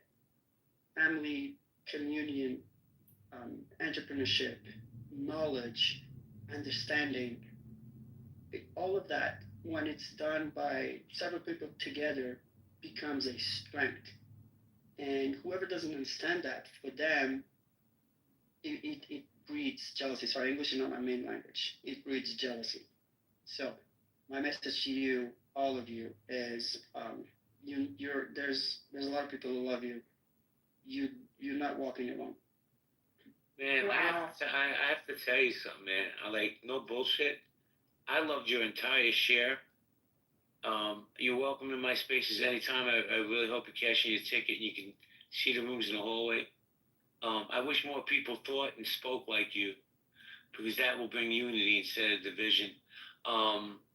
Abby, you wanted to say something? I'm just so touched by it. Thank you so much for what you said. You're welcome. It's interesting. I just went to Montreal. I hadn't been there since I'm a kid. Oh my God. And so many people said to me, it was really astonishing. I didn't know how much the city relied on on the Jewish community there, and it was such a foundation of the building of Montreal. And I didn't know that till I went there. And I mean, I didn't love the bagels, although everyone raves about them. But wow. I'm sorry about that. Wow. However, but I mean, yeah, but dude, respectfully, she's spoiled. She's from Philly. She has great food. Yeah, no, but I never knew this about Montreal. I knew it was a very, very tight Jewish community, and a lot of Moroccan had gone there. A lot of people that were in the jewelry industry lived there. You know, I mean, just the different trades that were there. But I was amazed how much. Leonard Cohen. Yeah. Really, really interesting community. But thank you. That was just so touching. And it's also, there are people that find out Portuguese, definitely Portuguese and some Spanish, that tracking on their names, what their family ancestry is. And often with the Portuguese Jews, they have last names that are trees. So, you know, you can kind of track it that way. Yeah, I'm going to Portugal in February. Yeah. So right now I'm trying. You're from Azores? Azores? I'm from Madeira Island. Madeira, the Azores, right? Yeah, not the Azores, Madeira. It's a different set of islands. Oh, okay, sorry. I'm right now trying to. Every year I host a photography workshop in Vegas, and next year I'm trying to put together a bar mitzvah photography workshop in Las Vegas. And I'm finding some resistance from rabbis because they ask me immediately, "Are you Jewish?" And I say, "I'm not." Hey, Braulio, let me tell you something. I got your hand. Let me tell you something real quick. You happen to walk into the right room with the right person who's on my stage and is Ahmad, because she's the big mocker in Las Vegas. Abby? Oh. Braulio, please send me a DM. Oh my God, are you kidding me? Are you serious? Just send me a DM separately, and then let me see what I can do to help you. You have no idea, because you're Jewish, and I say I'm not, sir. But so how are you going to teach? Who are you speaking to? You have to tell me who you're speaking to, and this one's Rabbi Shanowitz. Shanowitz, yeah. Okay, yeah. So we'll go over to the main Chabad who he works. This is why I believe in God. this is you know the inside scoop, man. No, I know him really well, and I know the show really well. But yeah, that's easy. Just send me contact and we'll talk off the air. I'm happy to help. Well, this is why this room's called community conversation and collaboration. So listen, send her a back channel. Let me just jump in.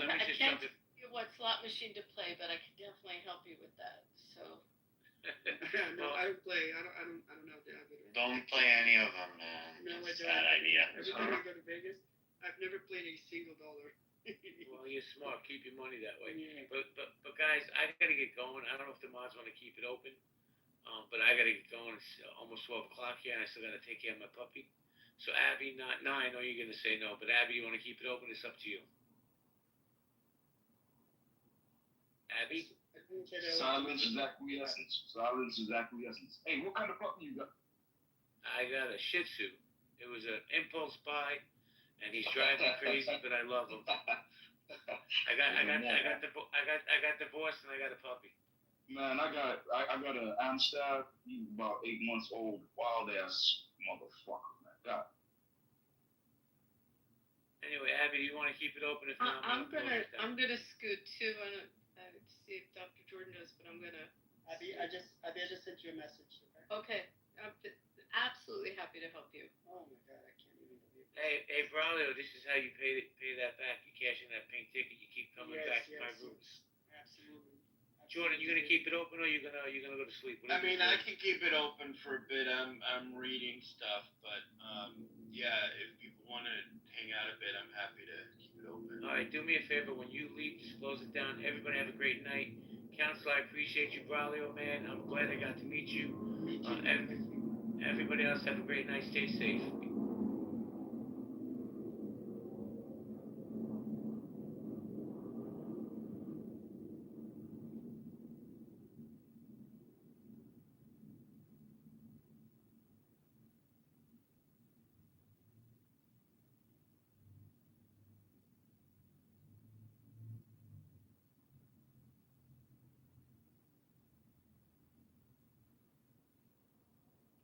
Hey, this is why modern room is very tedious. Sorry, what'd you say? Now, I was saying this is why, being a mod, takes a particular, expertise to keep the room alive, so. Oh, yeah. I don't, let me mod, oh, we got two. Yeah, well, Pure can tell you stories. I'm not in the modding mood right now, but I'll keep the room. All right. Yeah. I got another 20 minutes in me here. I'm in my laboratory. Wait, so we got two doctors in there? Wait, what are you reading on, Dr. Jordan? I think it's my first time coming. I'm sorry, what was the question? What are you reading on? What are you reading up on? Oh, I'm just reading up some marketing stuff. Okay. What kind of marketing? Well, podcast content marketing, using podcasts to draw in clients and send my clients to guest stuff. Yeah. That's what's up. And I mean, that is an avenue. Are you familiar with Brad Lee? With Brad who? Brad Lee. Brad L-E-A. His name is Brad L-E-A. No. And he had a little stint here on Clubhouse too, and then he just said fucking he has a little own podcast as well. So yeah, bro, just check him out. I think it's called the Brad Lee Podcast. But check it out. Will do. Thank you.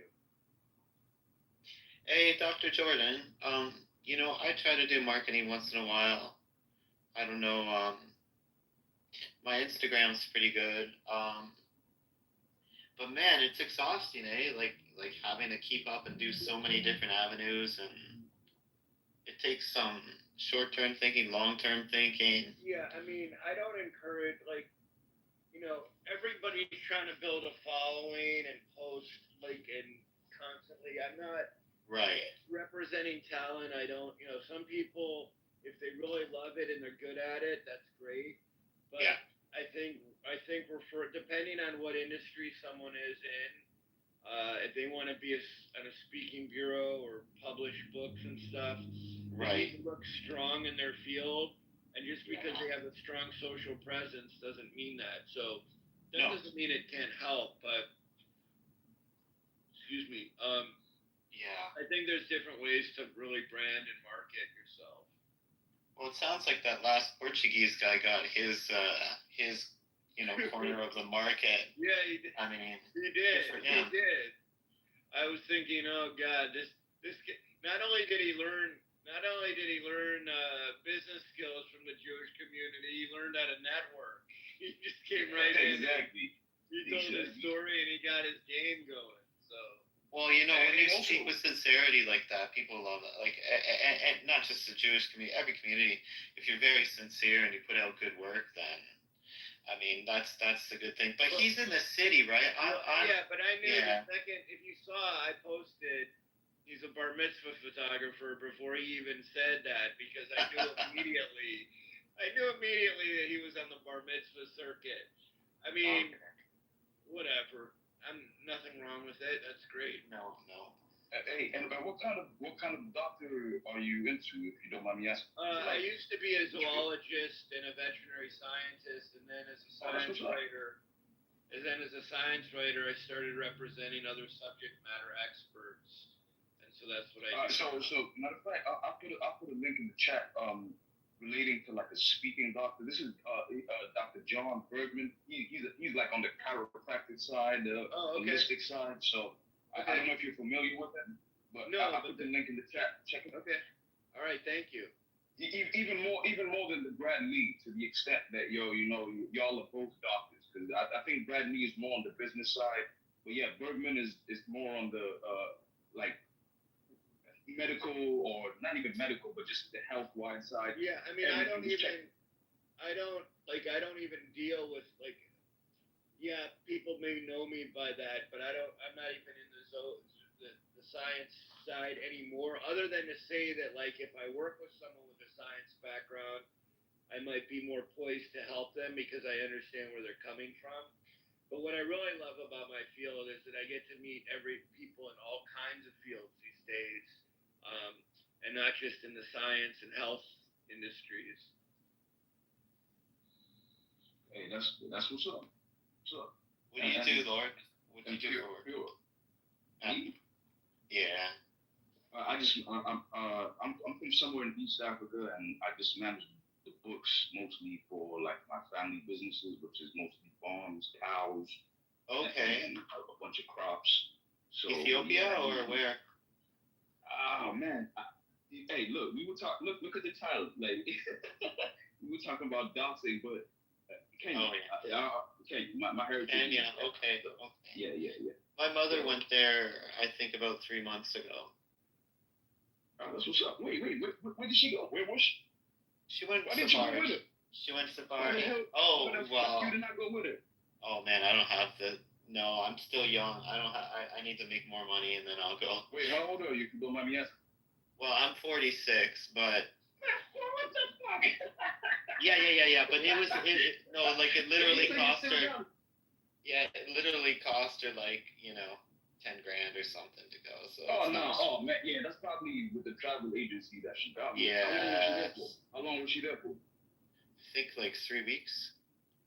Okay. That's still. This is a problem because I have friends who are Tanzanian who have their own, because I used to be in the wildlife conservation field. So. Oh yeah. And Lord could speak to this. It's like the indigenous communities who offer travel, like these luxury companies that cost fortunes and fortunes. Yeah, they definitely travel that way, but that's what people see on the internet. No, but it's about how and who you connect with. Because again, like being foreigners, and this is a tip for everybody in the room, right? Is who you connect with. Right, so if you connect at least with a local that's there first initially, and then you go there, then it might make things a little bit more cheaper. Let's not even say affordable, but it will be cheaper. Because $10,000 for 3 weeks. She was telling me the exact same. She was telling me the exact same thing. She said if she goes, like next time she goes, if she ever gets a chance to go again, she's not gonna go with the group. No. And look, and funny enough, one of my brothers has a travel agency that's booming. His uncle's joint is booming. So at the end of the day, it just depends on who you connect with, how you connect with them. Like in a situation like mine, like if you want to go to Kenya or whatever, hey, as long as you can get your if you can get there, housing, accommodations, that can be covered. You know what I'm saying? So that's already slashed out. So it's about the networking that you have before you get there, because they're all going to take advantage of the fact that you're American or European. I think she went Kenya, Tanzania, like to this place with the big, like where the meteor hit the ground, like a large crater or something. Like that. There was a crater. Yeah. Yeah, national I'm park. not sure about the one in Tanzania, but yeah, I've been to a bunch of craters in Kenya. I'm from my tribe is actually from the Mount Kenya region. Okay. So yeah. But yeah, man, as long as she got to see some lions and elephants and giraffes. So it was did she feed any giraffes? Well, I think she did all of it. I mean, it was a once in a lifetime trip for her for sure. Say no more. Yeah, she absolutely loved it. There, bro, time it for that great migration. Where the wildebeest, antelopes, just time it for that, bro, because that is one of the most epic experiences of my life. Okay. Like, just observing that shit was crazy. Crocodiles, like there was and I went there on a school trip, like the school that I was on, that I was in, we had a school trip, and we went there, we saw that, and they were we saw crocodiles going at the wildebeest. That shit was fucking crazy. But we saw lions like standing right there, big ass fucking lions, not the ones you see at the zoo. I think the ones you see at the zoo are slightly smaller. Big ass. I imagine so, eh? Yeah, I imagine so. Yeah, it's ridiculous. So yeah, just time it for the time that for the Great Migration, etc., etc. But that's what's up. Hey, but you, Pure, you said you were in the lab. Like what kind of lab? Oh yeah, no, I make perfumes. Oh shit, okay, that's what's up. Yeah. Hey, there's a movie about that. What movie was that? There's a movie the about perfumer, yeah. The one that he didn't really have a sense of smell, but he could make those concoctions or some shit. Oh, yeah, he couldn't really talk, but he had an amazing sense of smell. It was a perfumer, yeah. But yeah, that's what's up, man. Hey, that's what's up. I actually want to. I want to get into colognes and perfumes, man. You better have some food. You need to order some food from Saudi Arabia. Oh yeah. Well, what I recommend is if you ever get into, the perfume line, what you want to do is you need the story. It's more important than anything. So the story. Oh, okay. Yes. Yeah. So like the all natural organic thing, and then like you can say, I don't know, exotic shea butters from Africa made by these women by hand, and And then you got to take all, like what I would do even before blending the perfumes would be like take photos of artisans and people making stuff with their hands, and like the process, like the process, the raw material process for how the ingredients have been, I guess, procured. Yeah, that's what's up. Yeah, and cultural symbols, like people even making like traditional clothing and all these things, and you get like a shit ton of media, processed narrative, visual narratives, and you keep all that together, and and then you can make whatever body jellies or shampoos, whatnot. But exactly. And then as long as you have the story and you have the packaging, then that's the way to sell. You got. Man, that's what's. Yeah. There's a store that I went to. Fuck, what was it called? I don't remember what it was called. What was this shit? It was one of these malls where they actually like you can customize your own cologne or perfume. So like they're over there, like you go around, like they had like I guess an exhibit of other people's concoctions one way or another. And it was and then you could do your own. You could create your own mixture of the perfume. So that's what's up, man. That shit, man. I can't wait to see. Wait, are you intend on putting out your own line or? No, I have my own brand. Okay. Yeah. I've had it for like 7 years now, and all handmade. I do use real oud.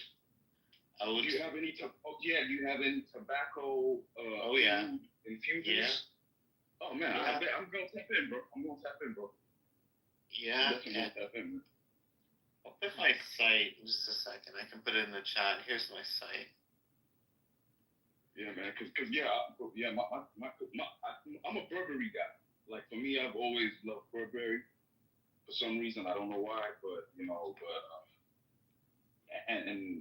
okay. Yeah, all handmade.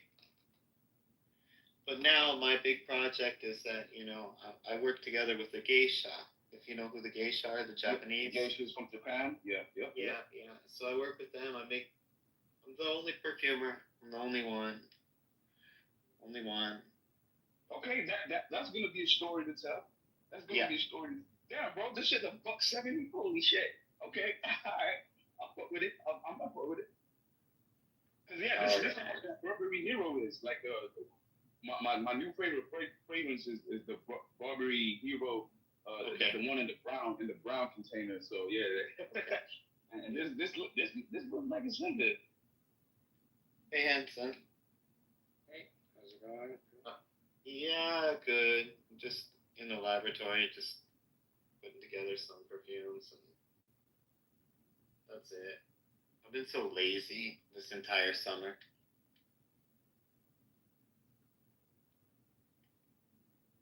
you know, when you work for yourself, Where's sometimes the, you really where's the fragrance? Sorry, I didn't mean to interrupt. Where's the No. fragrance? Where's some of the fragrance conferences? Are they all over the world or? grass, and then I think the biggest one is in Milan. It's called Essence. Do you go to those or? No. I imagine it's expensive to get there. Yeah, I think like set up a stall or something, like a little. So to advertise Like my fragrances. It's like 20 grand or something. I'll do it one year, maybe not this year. I'm really not that big. You know, I'm a better artisan than I am a business person. But you know, all my fragrances, they always get like really good reviews, and I'm getting some new packaging in October. Wait, so what? So here's the thing: is it just perfumes, or do you also have cologne, or do you just cologne? Is that an umbrella term for you? Okay, say no more. Yeah. Both. Say no more, because I tease my lady friend about perfume. I usually call it cologne, and then she gets mad, be like, "No, it's perfume." Yeah. But anything that smells good, I like it. I like messing around. I make the Arabic perfumes, the Muslim friendly perfumes with no alcohol, so they appreciate that. Yeah. Wait, so you have a so which one of your perfumes is most similar to Midnight in Dubai? I don't know, probably. I'm guessing. I haven't smelled Midnight in Dubai, but I have one perfume. It's just simply called Oud, and it's made. Yeah.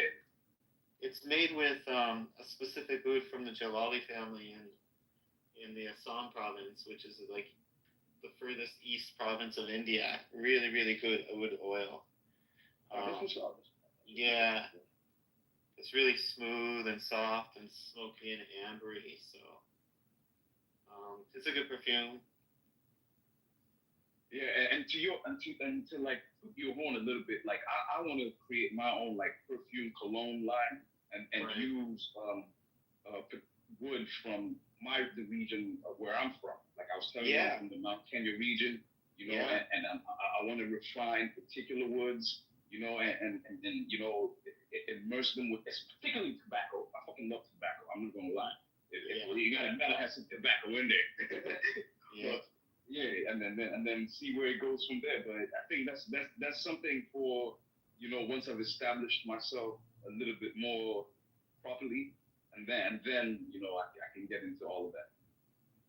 Well, yeah, I mean, the sky's the limit.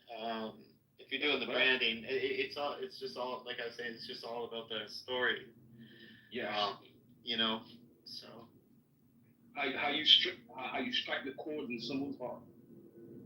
Yeah, people buy because people don't need perfumes to live or to survive, and so the reason that they buy it is primarily for emotional reasons. So if you can infuse your product with emotional resonance, something special, something handcrafted, something very unique. Story, like you said, with the story of how it originated and why it exists.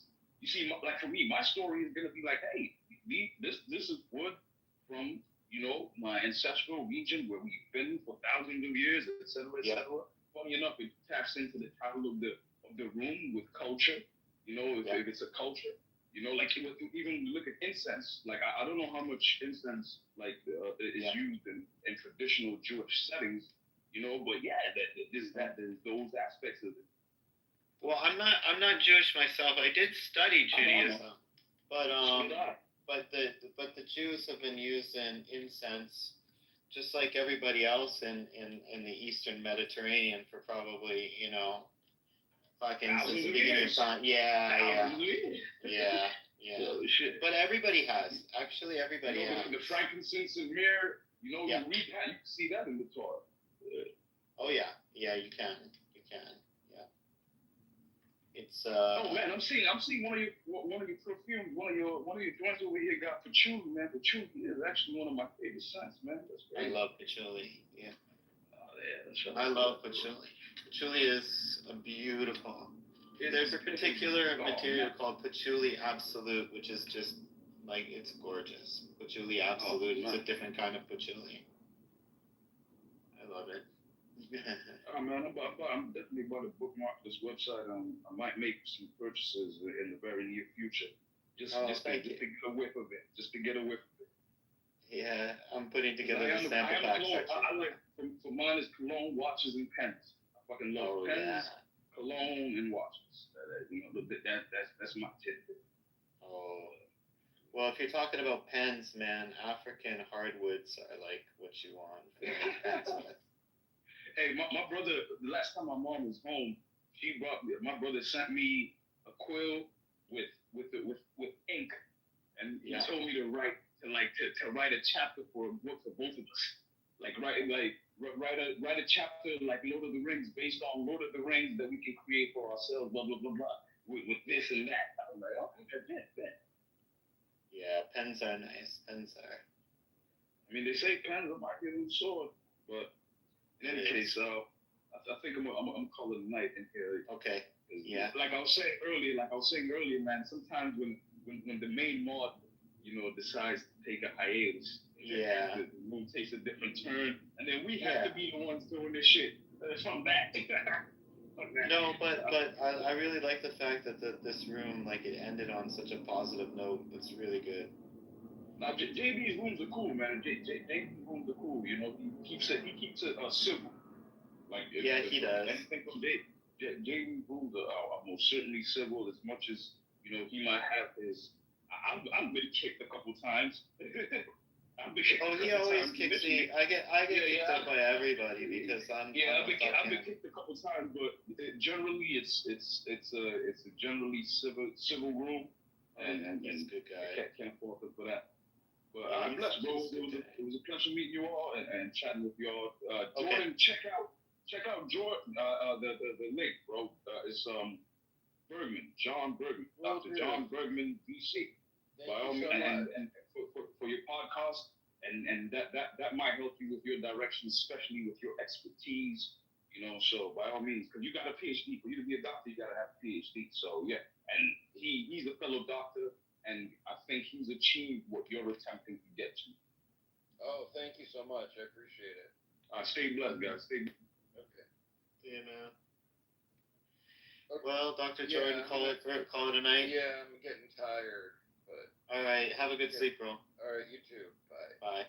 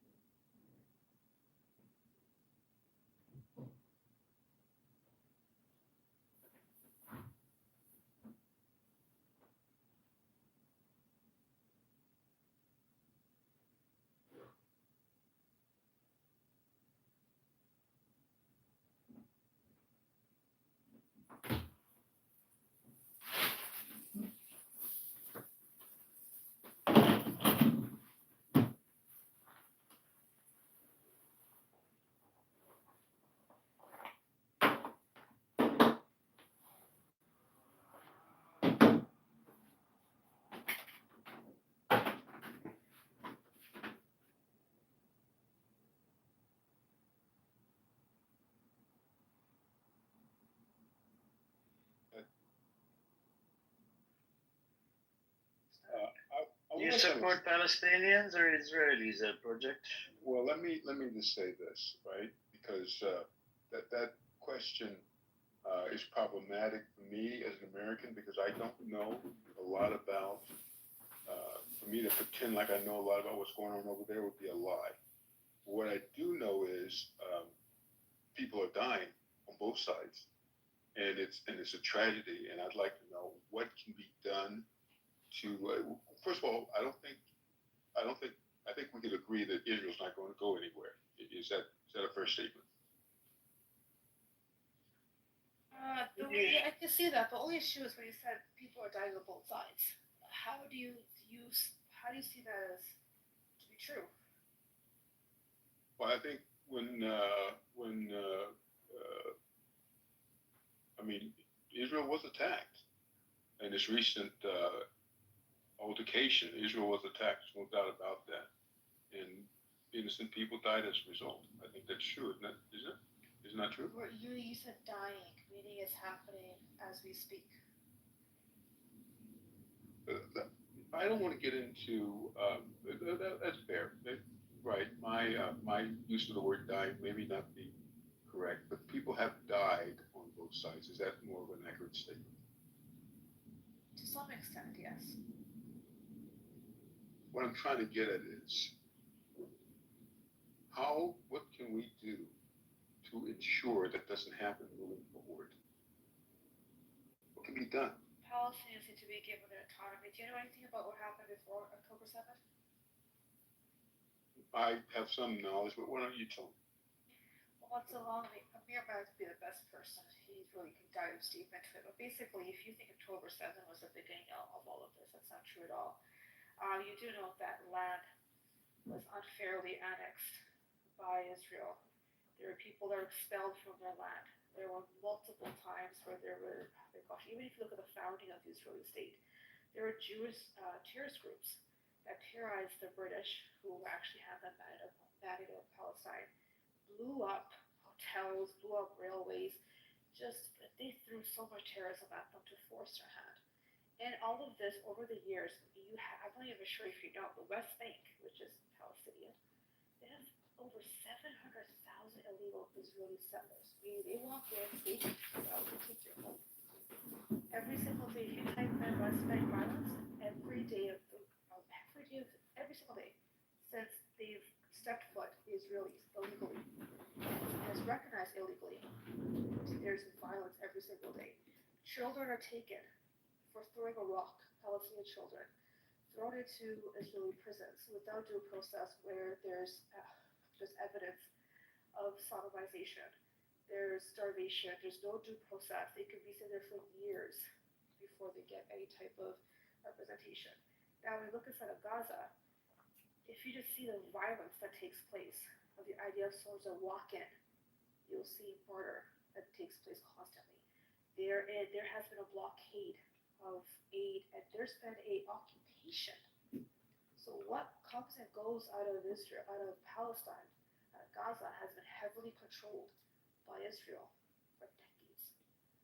I mean, I can go on and on and on. People don't have the autonomy. Imagine West Bank. Imagine this is your home, and there's 920 checkpoints within your own home.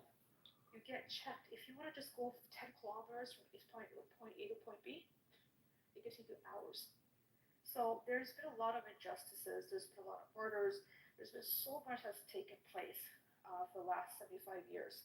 And I'm not about violence, but I will have to ask you, if you are being slapped over and over and over and over again, your home's being taken, your families are being killed, you are just treated egregiously. You don't have any autonomy to even have your own economic zone to build, to develop, to do anything. Your only airport was bombed. You're essentially in an open air prison. You can't leave, you can't move without the permission of Israel. At some point, would you react?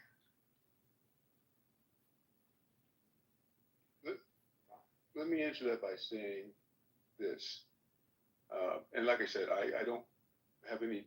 I don't know enough about what's going on over there to be able to. What you're saying is you paint a very bleak picture. But I will say that from what I know, Israel is the size of New Jersey, which is a very tiny country. and they are besieged on all sides by people who don't like them. And so, from an Israeli point of And view, why like I said, is that? If it's a natural thing in the region, why it's hated from everybody around it? again, like I said, I'm not Israeli, I'm not Jewish, so I don't